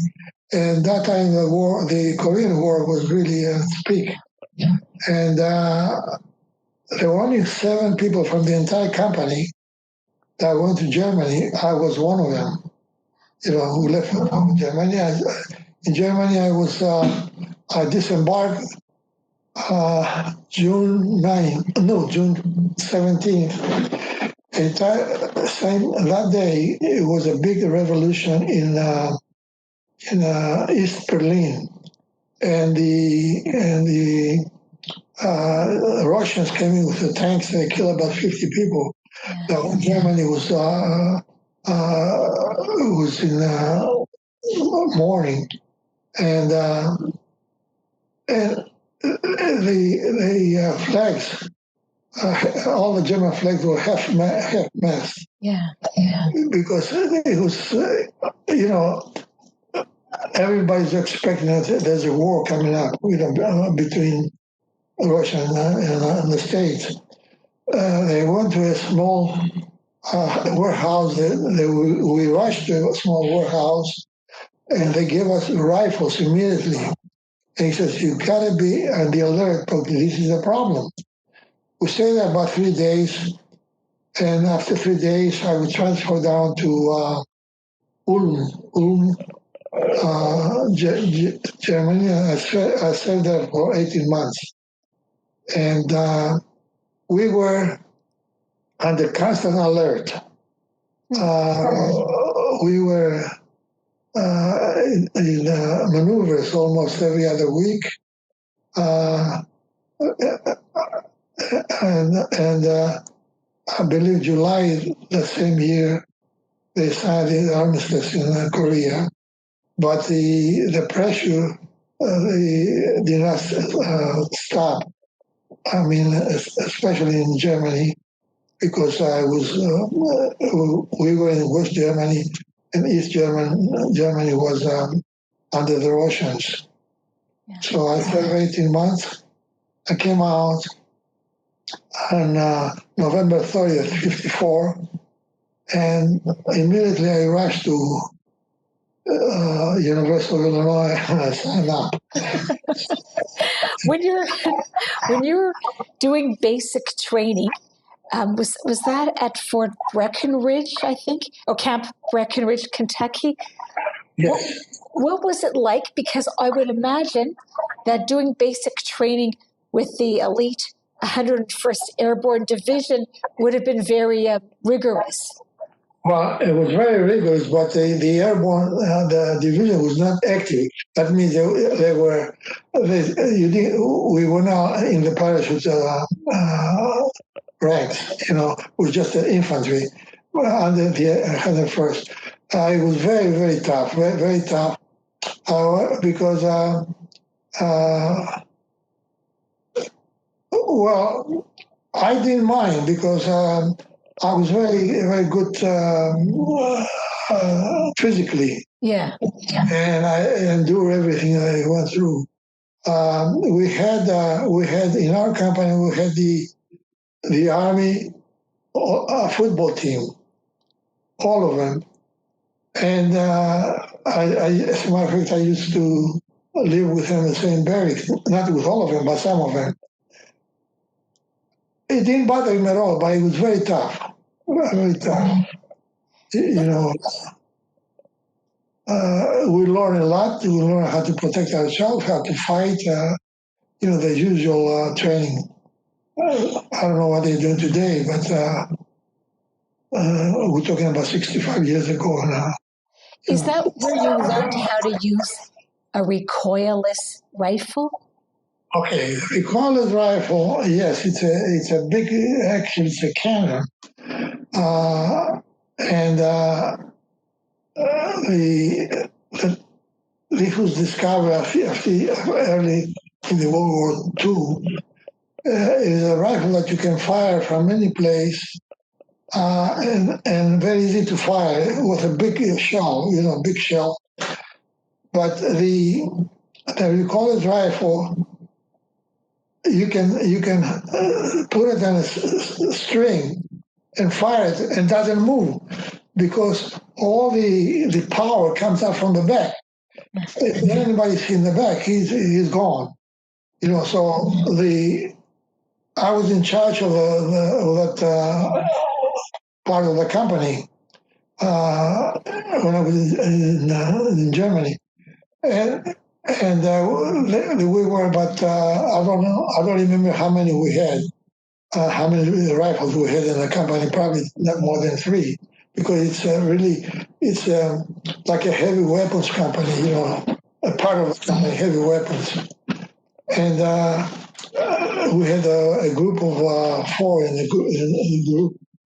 Well trained, and nobody ever sat behind the rifle because an explosion, the power goes from the back.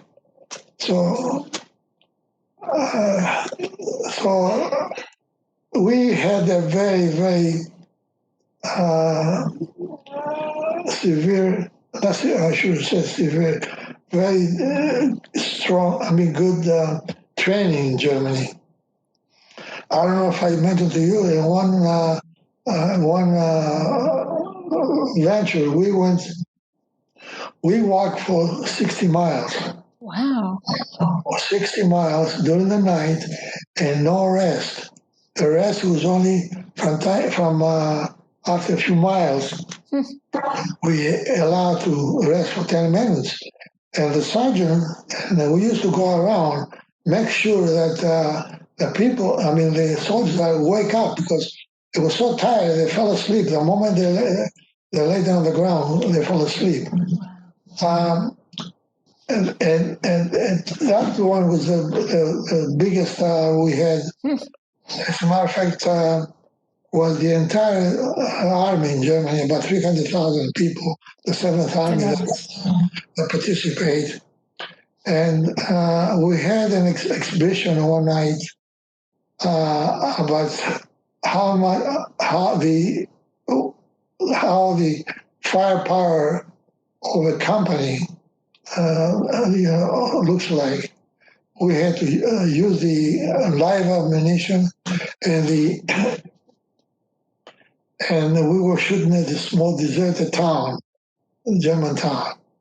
And the president was also General Ridgway, who came to Germany to cover because he was in charge of the Korean War. And after the armistice, he came to Germany. He was in charge of the Seventh Army. He was a four-star general. And I had the opportunity to see him and, at least salute him. Anyway, so then every week, not every week, but every other week, we were almost out. Probably just outside the town, and for just walking, something like that. But many times we were out in Bavaria because Ulm is in Bavaria, and roaming all over the countryside. What was the like, say, strategic objective of being based in Ulm? That's near Czechoslovakia? Like, was it to guard? Well, Slovakia was close to Germany, and as a matter of fact, there was a place. I forgot the name. I believe it's Hohenstein or something like that. That on one side were the Czechoslovakian artillery, and the other side we were Americans, and both of them were firing 24 hours a day. Oh. Some people went to that area. I did not go to that area, but we had a strong force there.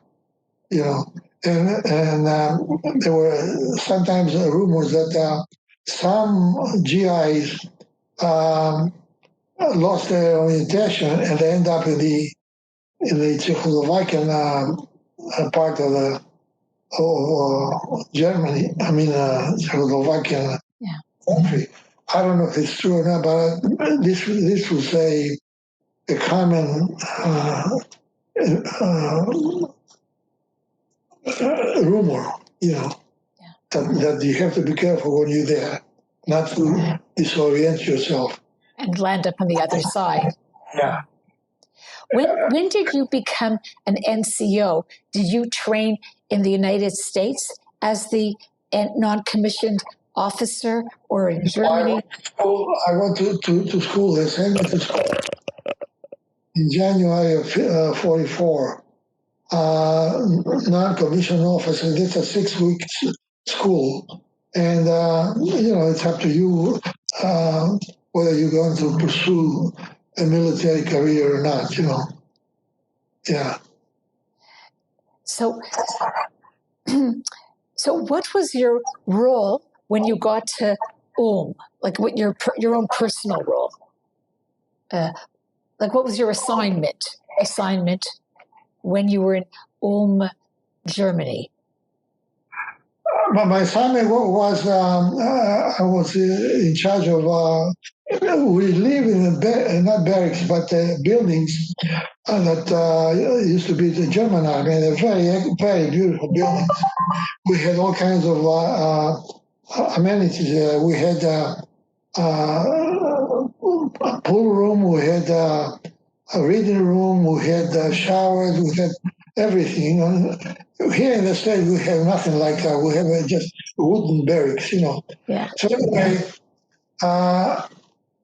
I was in charge of not the platoon, no, about 12 people, yeah. The platoon leader was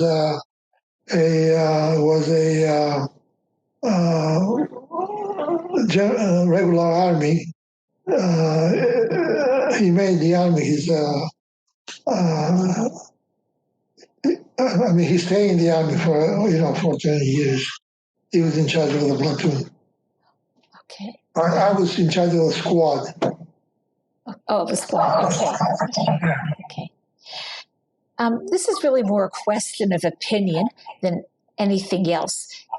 It seems to me that you saw firsthand the rise of communism in Greece during World War II that eventually led to the Civil War. And we know that the Truman government had sent aid to the Greek government as well. I think you had mentioned previously that once you immigrated to the United States, the communists attempted to recruit you. So all in all, what was your whole opinion about the Cold War or the war in Korea or the role of the U.S. military? Like, what did you think about all of this? Well, I consider myself fortunate to migrate to the States. I mean, I got everything I love. I went to school under the GI Bill. No other country will offer me anything like Greece, certainly not Greece. The time I live in Greece, I experienced nothing but anomalies, wars, dictatorship, civil wars, occupation. So when I came here, I was free. In Greece, during the Metaxas dictatorship, you were not free to express your ideas, or try to better yourself, So I cannot complain. I have a good family. I have 10 grandchildren, and so it all worked out.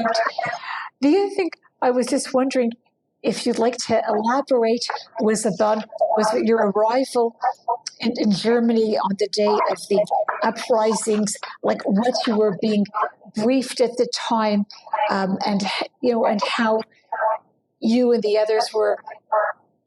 What was you expected to do once you were issued ammunition? Well, I said after we disembarked, they rushed us to a warehouse, and most of the guys who I remember, they said, "What a luck to come here and start the war." Nobody liked it, but we were. They warned us. The officers came to the warehouse. They said, "Look, we don't know. There might be war."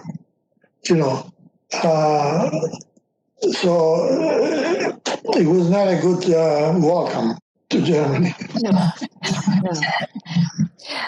Were you concerned when you were still doing basic training that you might be shipped to Korea? Yes, I was concerned, yes, because I was during the Korean War, yeah. Nobody wanted to go to Korea, Yeah. So however, let me tell you something else. The training in Germany was worse than Korea. I had a lot of people that they were in Korea, a lot of soldiers, they were in Korea, and then they came to Germany. Some of them volunteered to go back to Korea. I mean, he said it was dangerous, but they didn't have that discipline that we had. We had to be disciplined in the training that we received. The indoctrination and all that. And a few of them, I do remember, they volunteered to go back to Korea.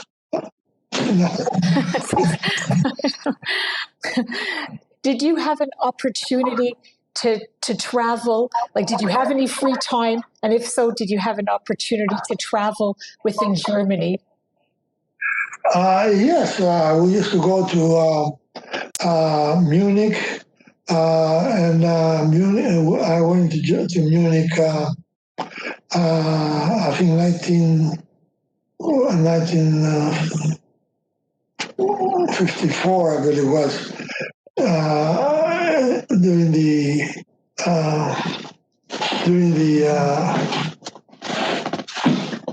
Greek Easter. Yeah. Because there is a Greek church there in Munich.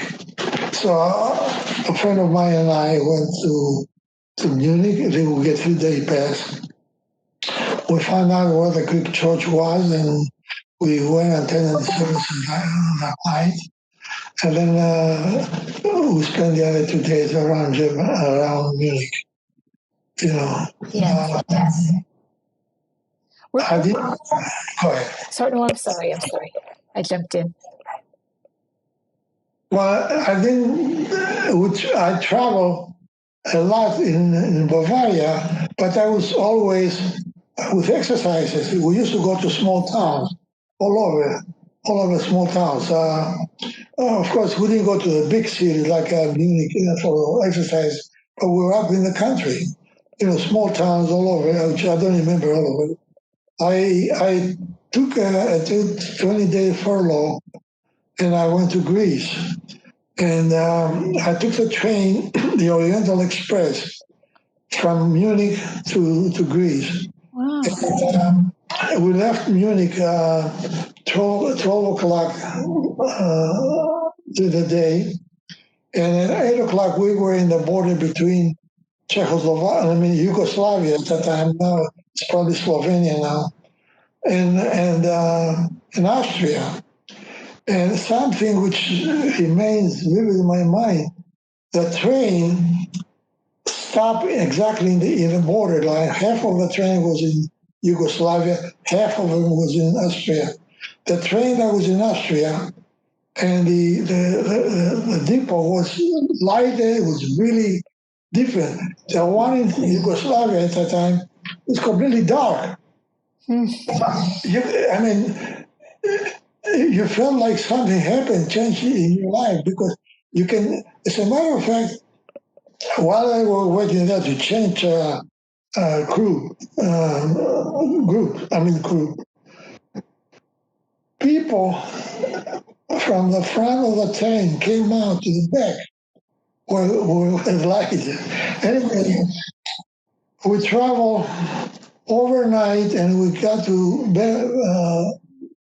Belgrade, the Capital? The capital.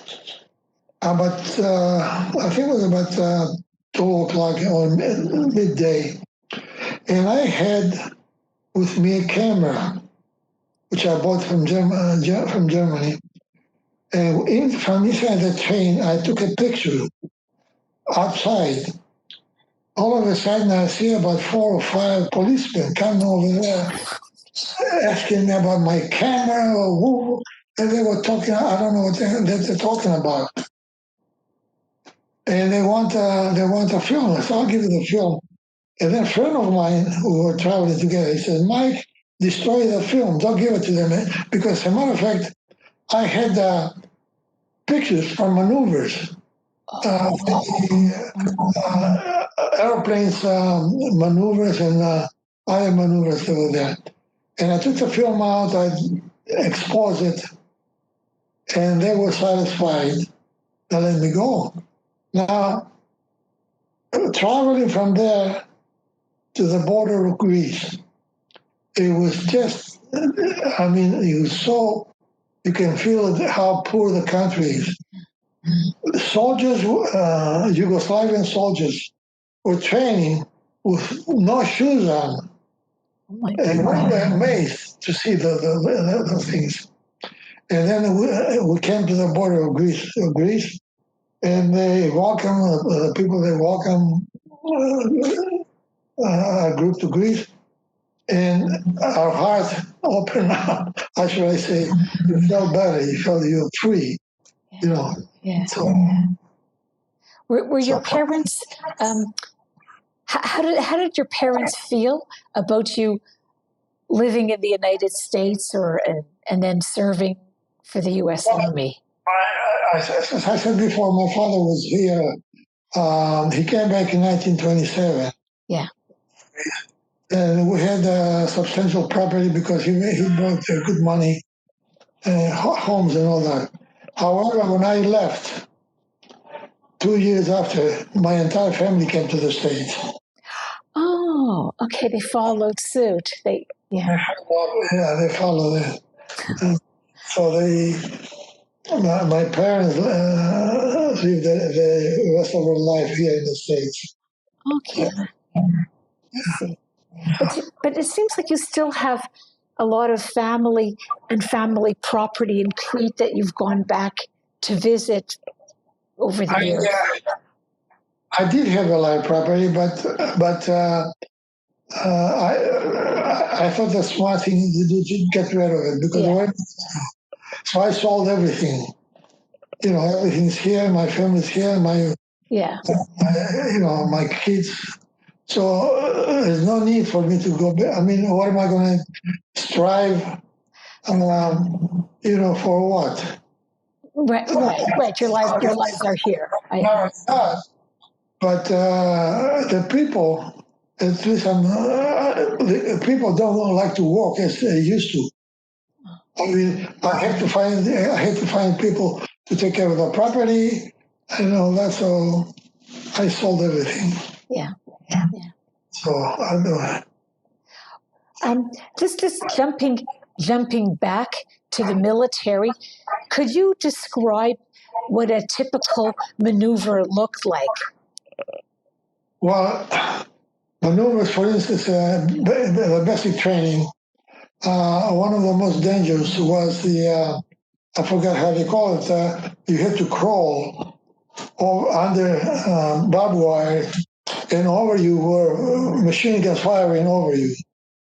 And you have to be careful not to raise your head, or this is to train you how to fight in the front line. Not to jump. Yes, it was. We were behind hiding behind a little place there, and then we jump. All of us jump. I mean, go over and start crawling. At the same time, as when we start crawling, the machine guns were firing.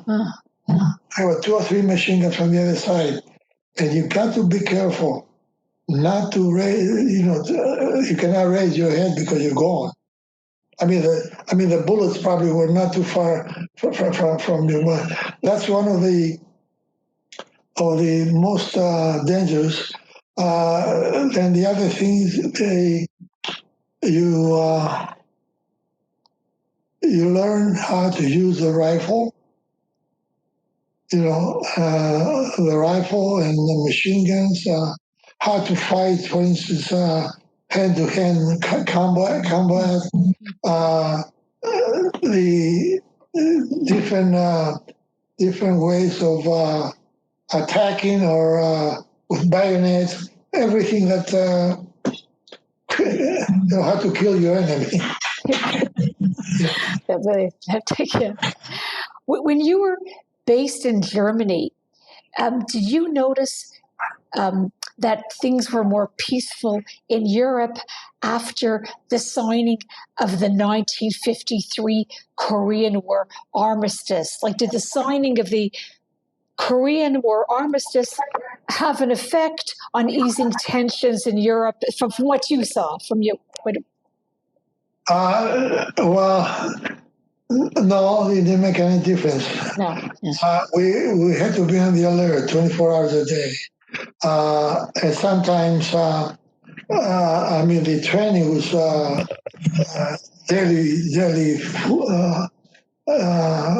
ritual. Sometimes we would go out in the field for a week or 2 weeks and then come back. But we were always on the alert that you have to be careful because the Russians, were on the other side. So we could not relax. I mean, we didn't feel, we're not panic or anything like that. Yeah. We had lectures, just prepared to be a good soldier. Yes. Soldier. Yeah.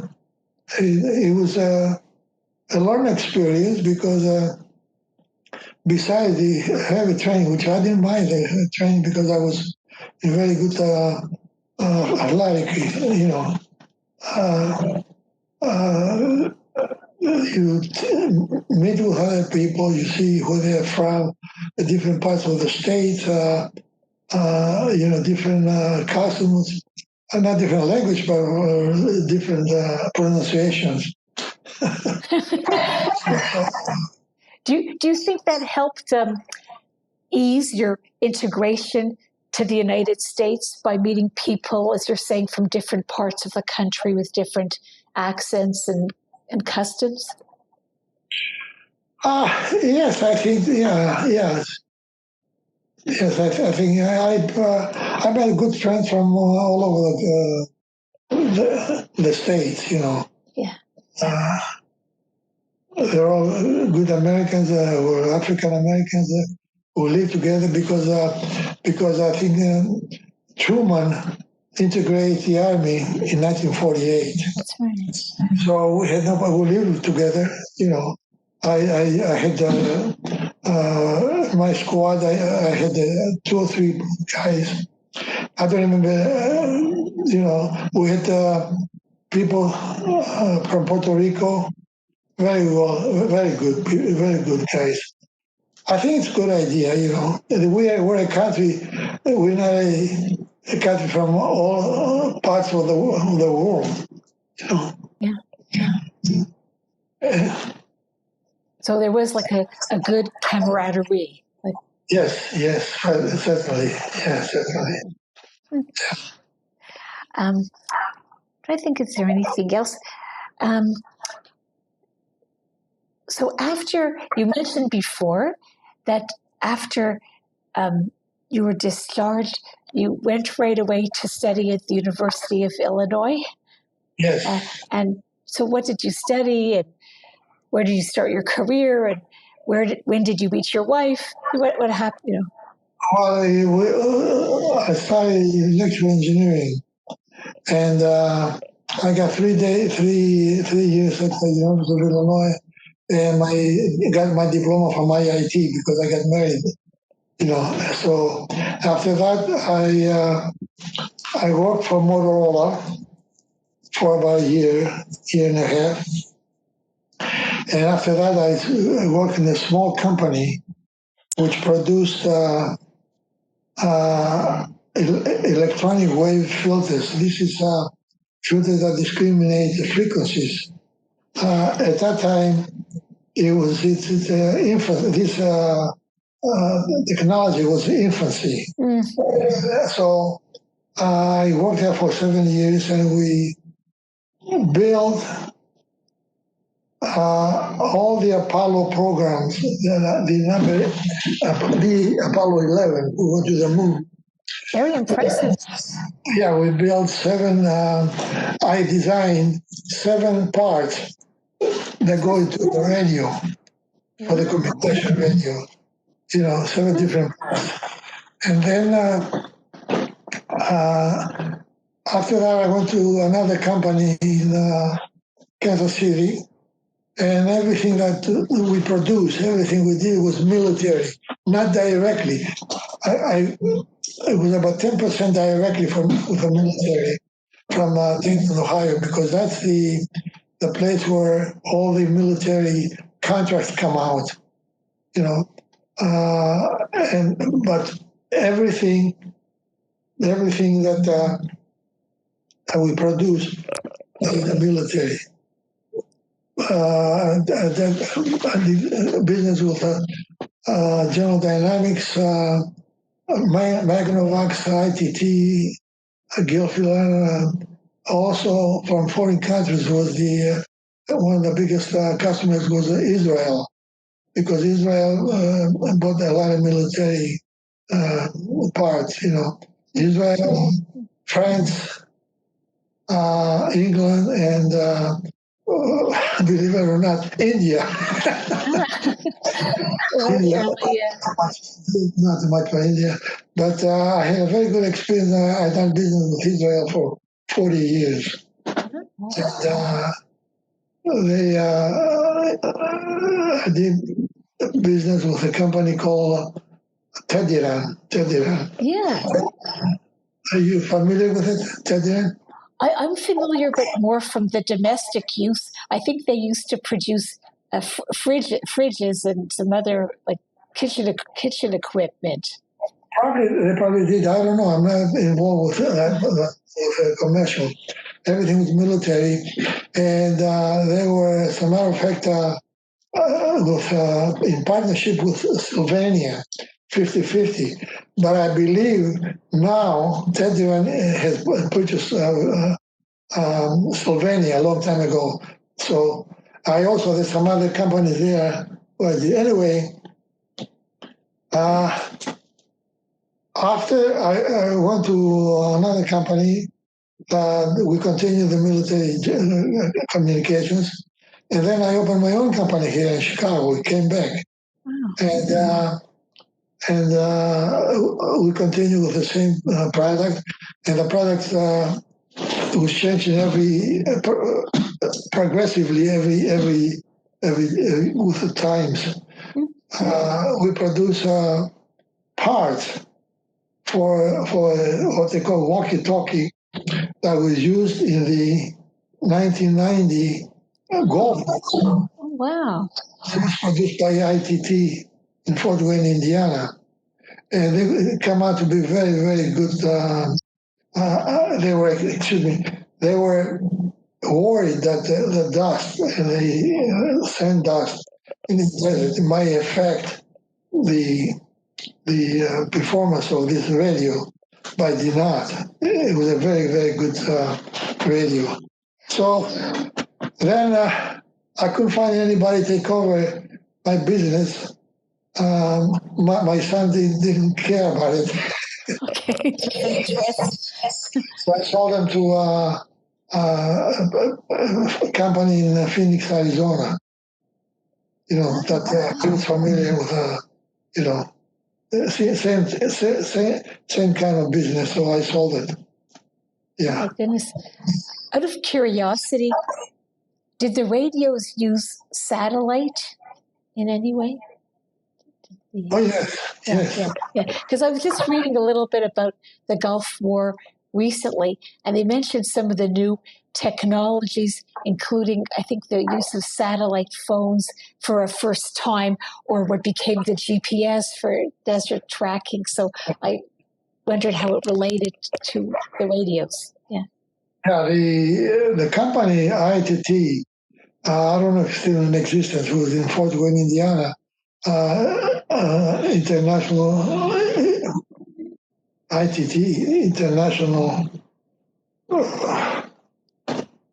International Telephone and Telegraph.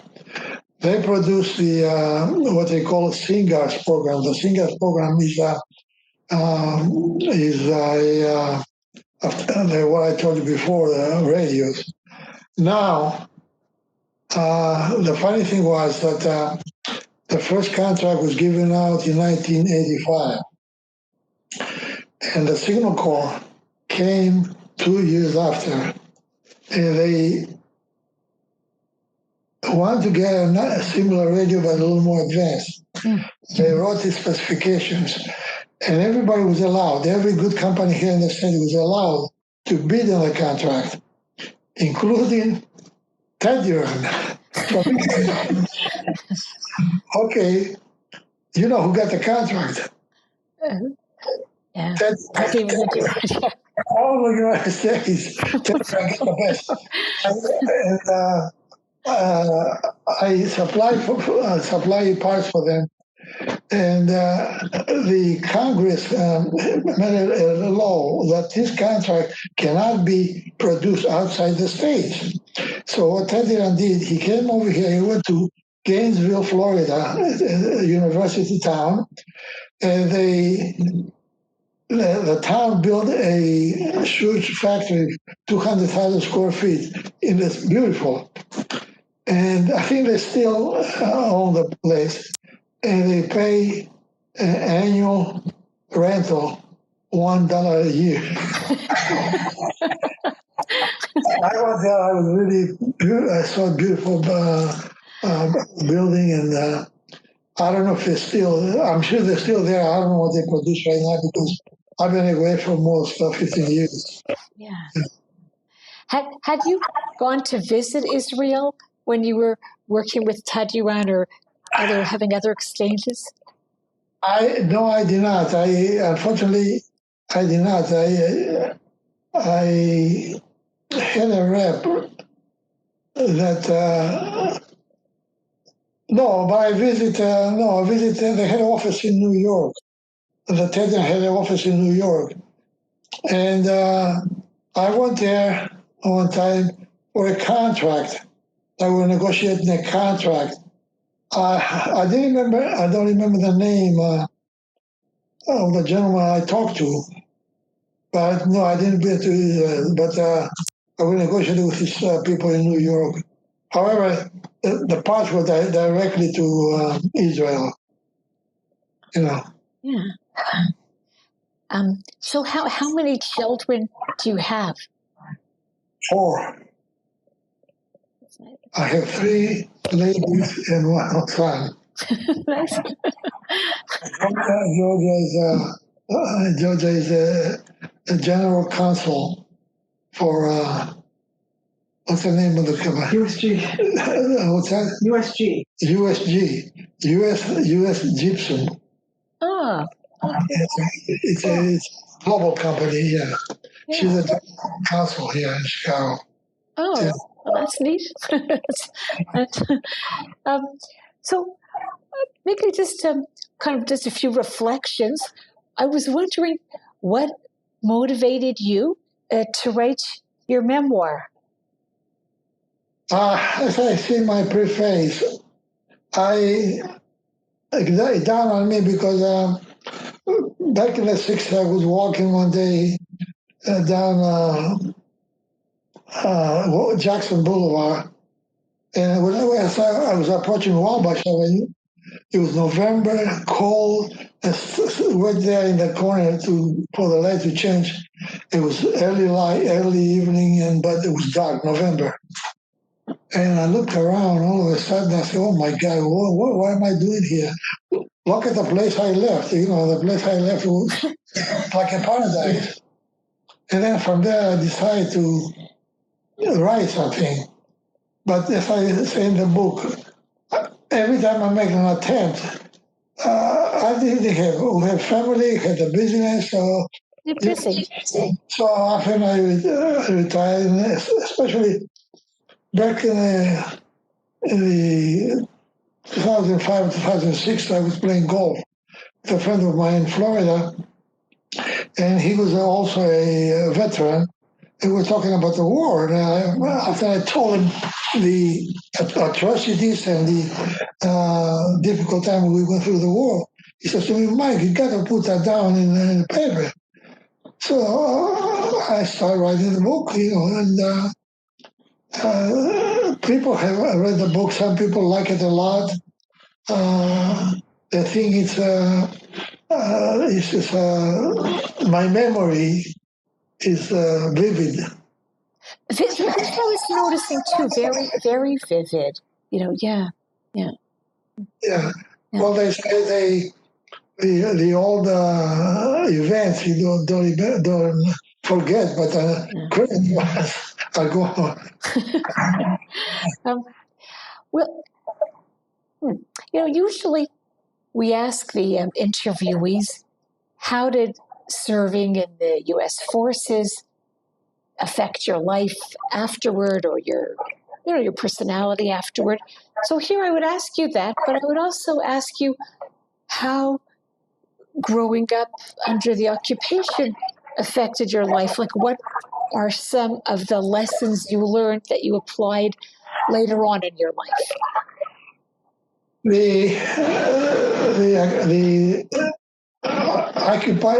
occupation was really severe. How should I say? I had a goal to finish high school and then go to higher education. However, when the Germans came in, occupy the island, They closed. Oh no! From the day that the Greco-Italian War started in 1940, we started school. Oh, the doors closed. So for 9 months we didn't do nothing. The Germans came occupy Greece and Crete in 1941, or May 1941. A month after that, they allow us to go back to school.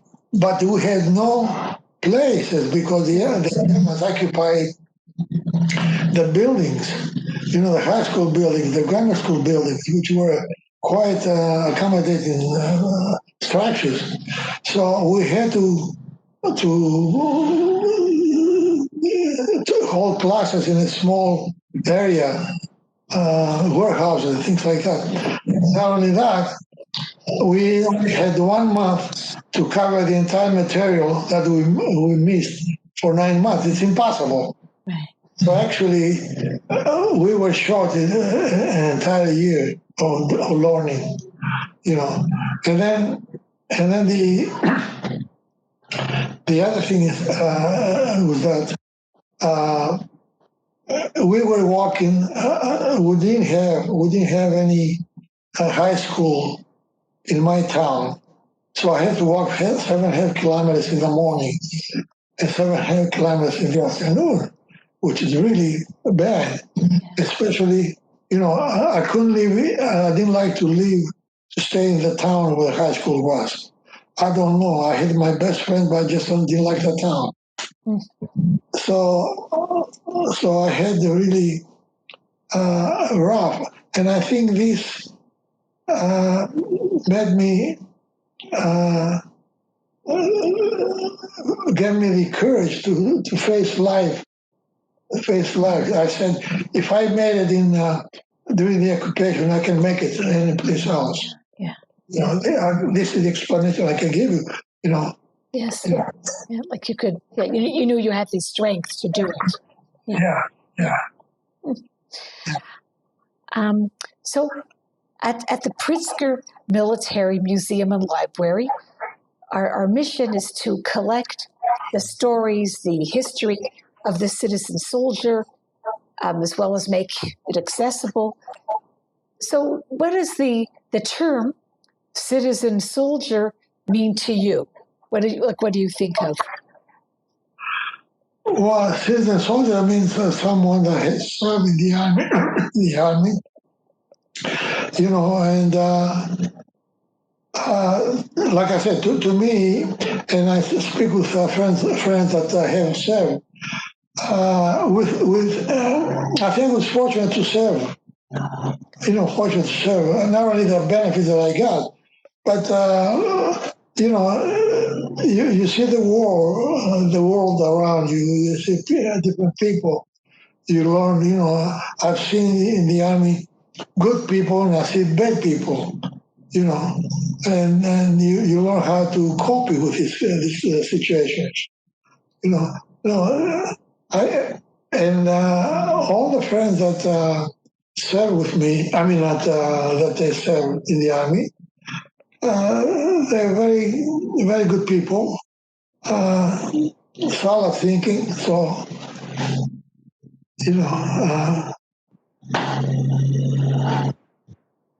that's it.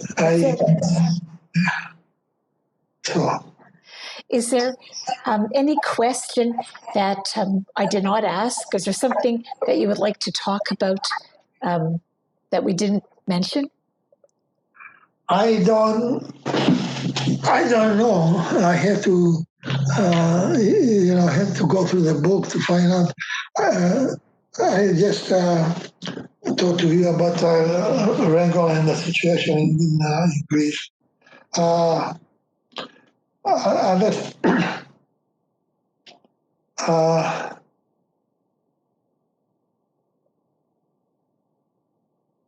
I did have one question that I forgot to ask about. I've forgotten his name, but you described the leaving of the Wehrmacht commander at the end. and how people threw cans at him. And he was saying, I saved you from the Gestapo. Did you witness that? And what did you think about it? Yes. Yeah. There was in our town. Our town is by the shore there. However, there's a big. Okay, the Germans had a big installation there. Installations. They built 4 big cannons to guard the entire port of Suda Bay because that's the international port. Anyway, one soldier, they call George Schwartz, I believe was. He came in the beginning and served about a couple months there, and then he disappeared. He went to the town of Hanya, and he was trained and he came back. He was a lieutenant. He was very nice with the people. Now, our town did not. We had no executions in our town. They don't execute. And this guy, I believe, he was Austrian, because the Austrians were different than Germans, distinctly. I mean, you could not talk politics with any one of them, but they were. So now George Schwartz, they call him Yorgo, I believe. He took over the installations there. He was in charge of the entire two companies, and he was good with civilians. He was not no killings or anything against the civilians. Now, one time we had the one gorilla, which I call Stephanus. He was wild. And one time, he stopped. He was by him. I mean, as a matter of fact, he didn't follow any instructions from the headquarters of the gorillas, because the gorillas, they were stationed up in the mountains, Well, he was roaming the countryside. So one day, he saw a German with a few mules, and the mules were loaded with water because the Germans used to come from the uphill. There was an uphill down to get some water. Anyway, in one isolated place, he jumped from the side of the street, a deserted street, and next to German, he pointed the machine gun to the German. The German was an old man because the Germans were not all good. Towards the end, there were a lot of Germans that they were advanced in age, but not the original. The first occupiers, they were crack troops, But after that, some of them, and the ones that were advanced in age, they gave them some kind of different chores. And this guy was bringing the water to the base. And this guy, Stephanus, attempted to tell him to surrender. He did not. So he shot him. He shot him and he dumped him over the bridge, in a small bridge there with a lot of vegetation. Well, the Germans discovered the body after a couple of days. And the Gestapo came to town to investigate, and they were ready to arrest about 10 people for execution. Now, this guy, George, who was in charge in my hometown, he stepped in and he told the Gestapo that no people from this town were involved. And he saved the town. Otherwise, we would have about 10 executions at least.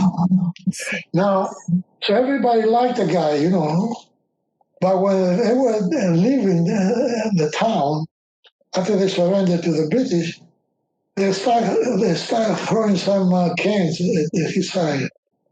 And he turned around and he said, he said, I saved you from the Gestapo. Why you do this to the human? Yeah. So, yeah. That's true. Yeah.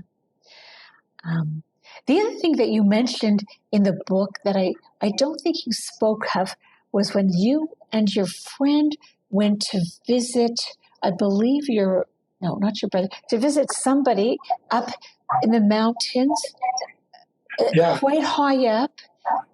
And I think when you got there, they told you to leave because they were expecting an attack. Yes. Like I told you before, the headquarters of the guerrillas, they're up in the mountains. So a friend of mine told me one day that he's going to up in the mountains to bring some clothes to his brother, because his brother was serving with the guerrillas. And I said, okay, I was 13, 14 years old to go to see the adults, something big, So I said, I'll come with you. And I told my father, I said, I'm going to go visit some relatives. We had some relatives up in the mountains. But my father didn't believe me, but he suspected what I was going to do. Because they were relatives, but not close relatives, So anyway, so we planned to meet on Sunday morning, in a small garden and an orchard. And all of a sudden, we met there, and there's a guy here. He came to give us some ammunition to bring up to the Antarctic, to the guerrillas. I didn't expect that. No. Because we had to pass about 3 small towns, villages, to get clear of the Germans. But I had no choice. So, okay, we took the ammunition and we went through small villages, through the woods and all that, until we were clear. And we went to supposedly this relative that I was talking before, and to get some water because we were traveling about 2 hours. And after that, we told him where we were to go, and he explained to us how to get there. And we left this relative house, and we walked through the mountains with all kinds of brambles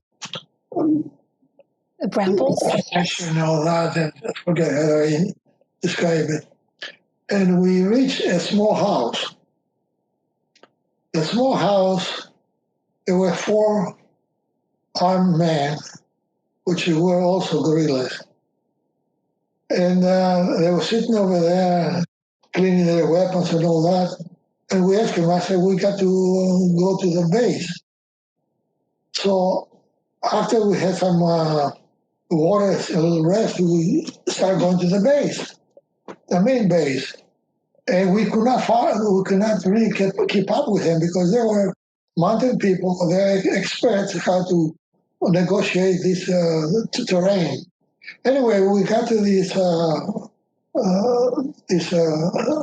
base, and we see all the gorillas sitting around in the sun and all that, except the front line. My friend's brother was in the front line. So they told us where he was. We went to see him. We go and gave him the package of clothes and all that. And they were on the alert because they're expecting Germans to come out to attack. And he told us, he says, you better get back as soon as possible, run. Now, going to that base, it took us 6 hours. Coming back, it took us 3 hours. We were running and flying because because I believe it was a curfew. We had to get back home before the curfew. Now, I don't know, I do not remember if there was any German excursion at that time or not, but it was before that. Before that was a big battle. You know. Yeah. There were groups. I mean, like I said before, there were guerrilla groups all over the island. However, every vicinity had different groups. In our vicinity, all the guerrillas were left wing. Yeah. All the other ones were right wing, and they were supported by the British. They used to bring them money and ammunition from Egypt. You know. So when you say the other ones, do you mean elsewhere in Crete, or do you mean elsewhere in the mainland? Like you said, the guerrillas near me were left wing, but the others were right wing. So do you mean other groups on Crete itself? Yeah, in the right wing, we call EOC. EOC means National Organization of Crete. You know, Yeah. the left wing was EAM. EAM is Greek Front, Liberation Front. You know, now they never get together. They never fought together. You know, they were the problem that EAM was a front, but they were guided by the communist country. I mean, party. You know, and eventually, and nobody realized it until the Civil War broke out. Some people didn't realize that they were really guided by the communists. You know. So even during the Civil War, there were fights among left and right. As a matter of fact, there's two left-wing guerrillas that they were up in the mountains after the end of the Civil War for 45 years. 45 years? Yeah, 35 years. They were, and the Greek government gave them amnesty, I believe, I don't remember when, but they were 35 years. Yeah. Does the name Antarctis, I'm sorry I'm not saying it correctly, does that simply mean guerrilla, or did it refer to like specific organizations? Well, no, Antarctis means fighters, you know, guerrilla Partisans, yeah. Now, these groups belong to the mainland Greece. There were all kinds of organizations. You know, everybody they had Kalyves was the secretary of the Communist Party in Greece, and then they had all different chieftains. You know, so always they never unified. They were fighting among themselves also. You know, only in one event, where the left wing and the right wing fought together. There was a breach in mainland Greece, and with the help of the British commanders who were in Greece, organized to blow up the breach. And that is a big event because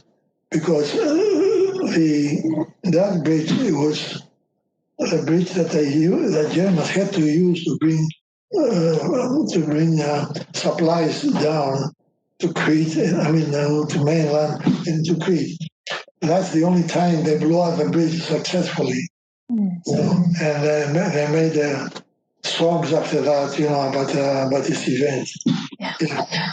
They never. That was the end of it. Yeah.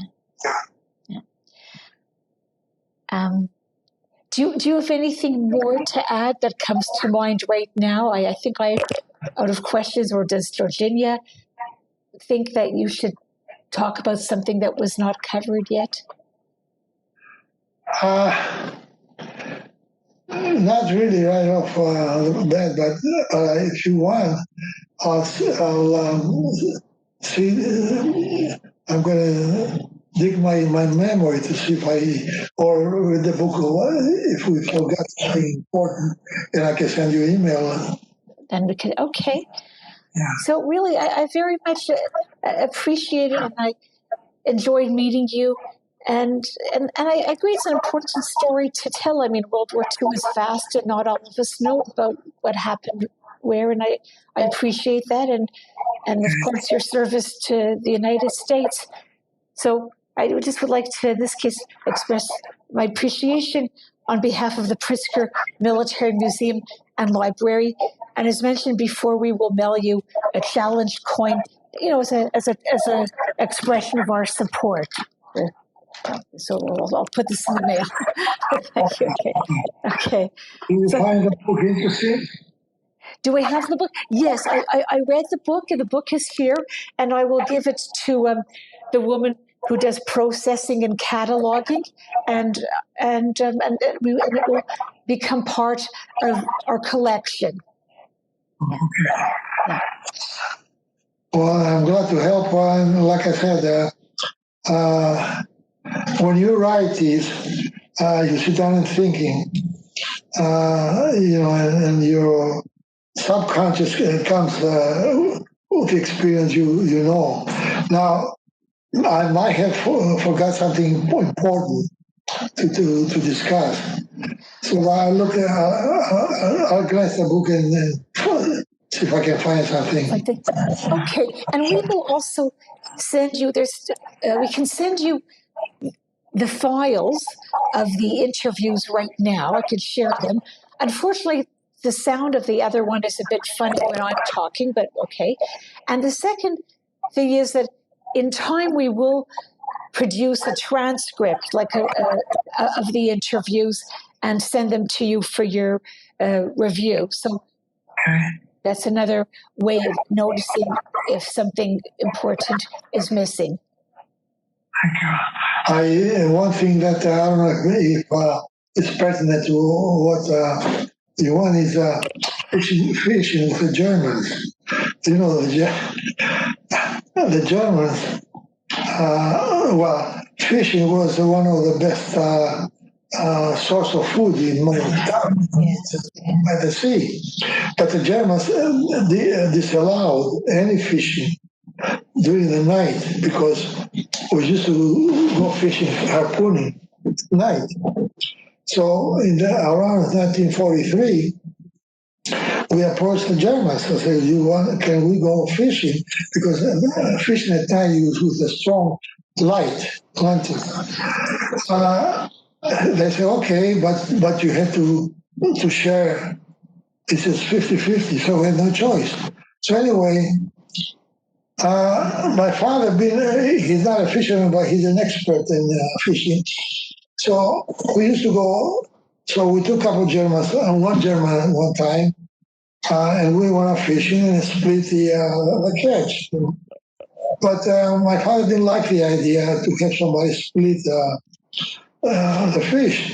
So he decided to go by himself. I mean, without a guard.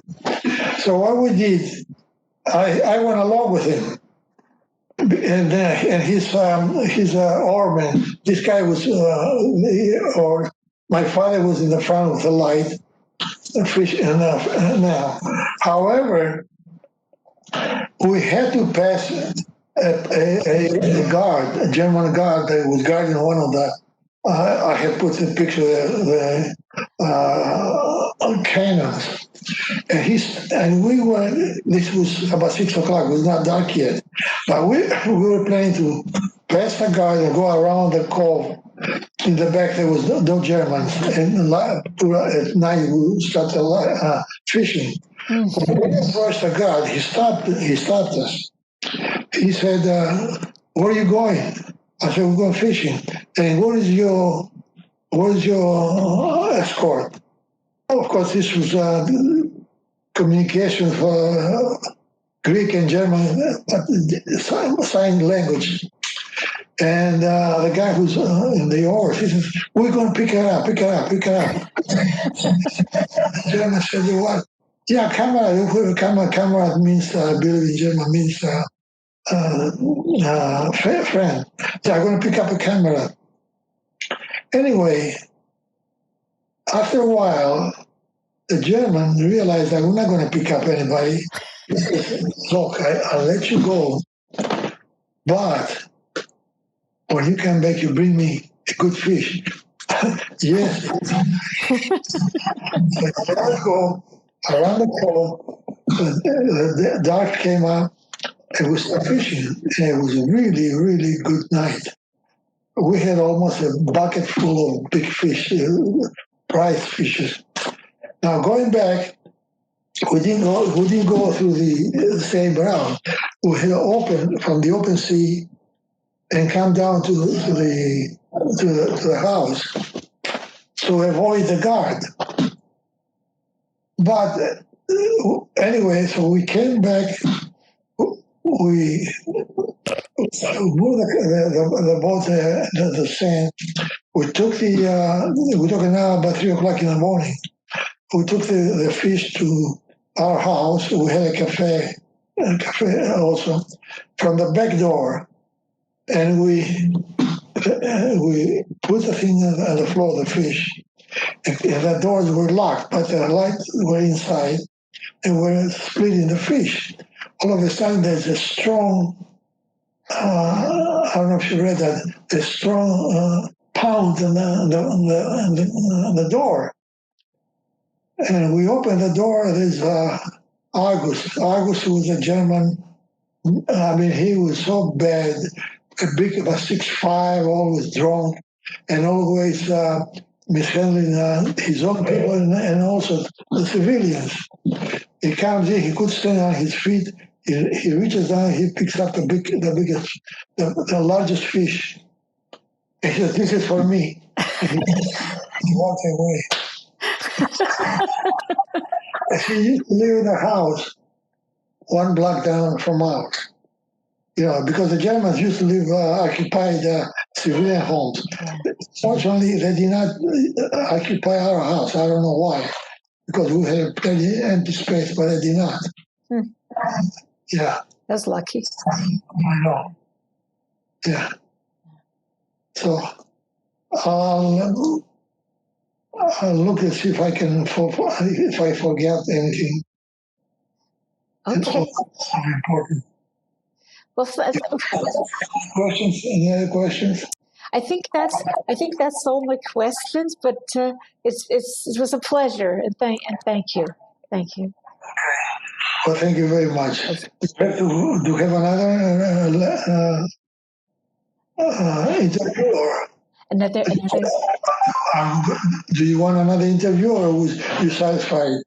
I think it's good in a certain way. One cannot do justice to everybody, because there's a certain, say, a degree of push that we should interview many different people, etc. So I'm sorry if so in a way it's a bit circumscribed, and I'm sorry about that. But on the other hand, I think you did speak like a lot that would give a person a very good picture of what it was like, both during the occupation as well as the service. The other thing maybe that I will maybe ask is that if you wish to share scans of photos, like not the photos themselves, we would add them to the web page. Yeah, I have more Like, pictures. Somebody, the picture that I got was from a book published a long time ago. I think I still have the book, but I have to dig it. A lot of information. I think the photos are, unless it's your own personal photos, we wouldn't have permission to use them. And even from your own personal ones, we would need you to sign a deed of gift that you're donating the digital images of the photos.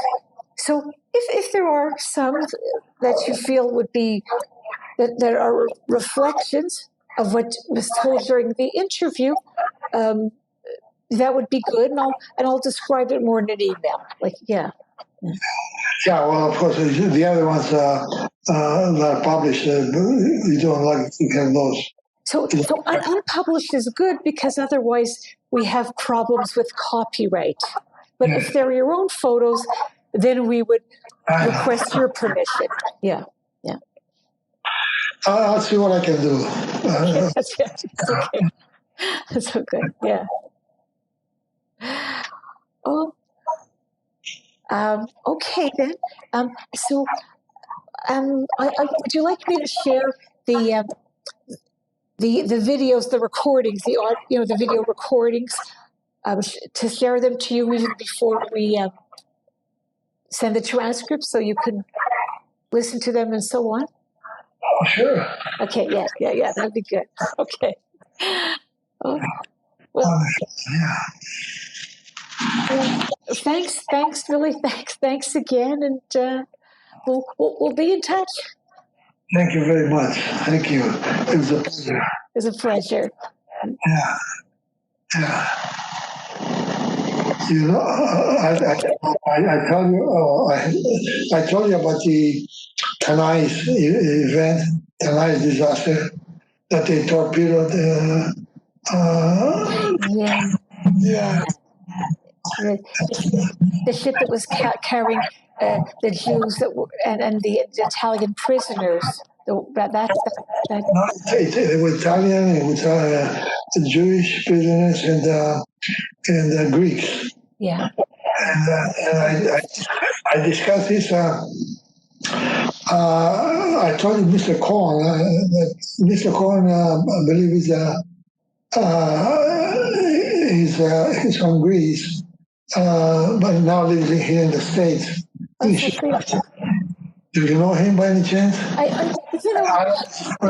Cohen, I'm originally from Canada, and about 4 years ago, I married my husband, who's from Chicago or Skokie in particular. Yeah. But maybe I'll know him. Yeah, well, he gives a lecture about the war from time to time, and he. In one of his lectures, and after the lecture, I said I have a story that probably. His lectures are about what the Germans did to the Jewish community in Greece. What is his first name? Maybe I'll look for him. I think I can find the name. I don't remember. No, he gave a lecture about the atrocities, and then I told him about the event. I know that it's about the Tanait. Tanait was the name of the ship, Yeah.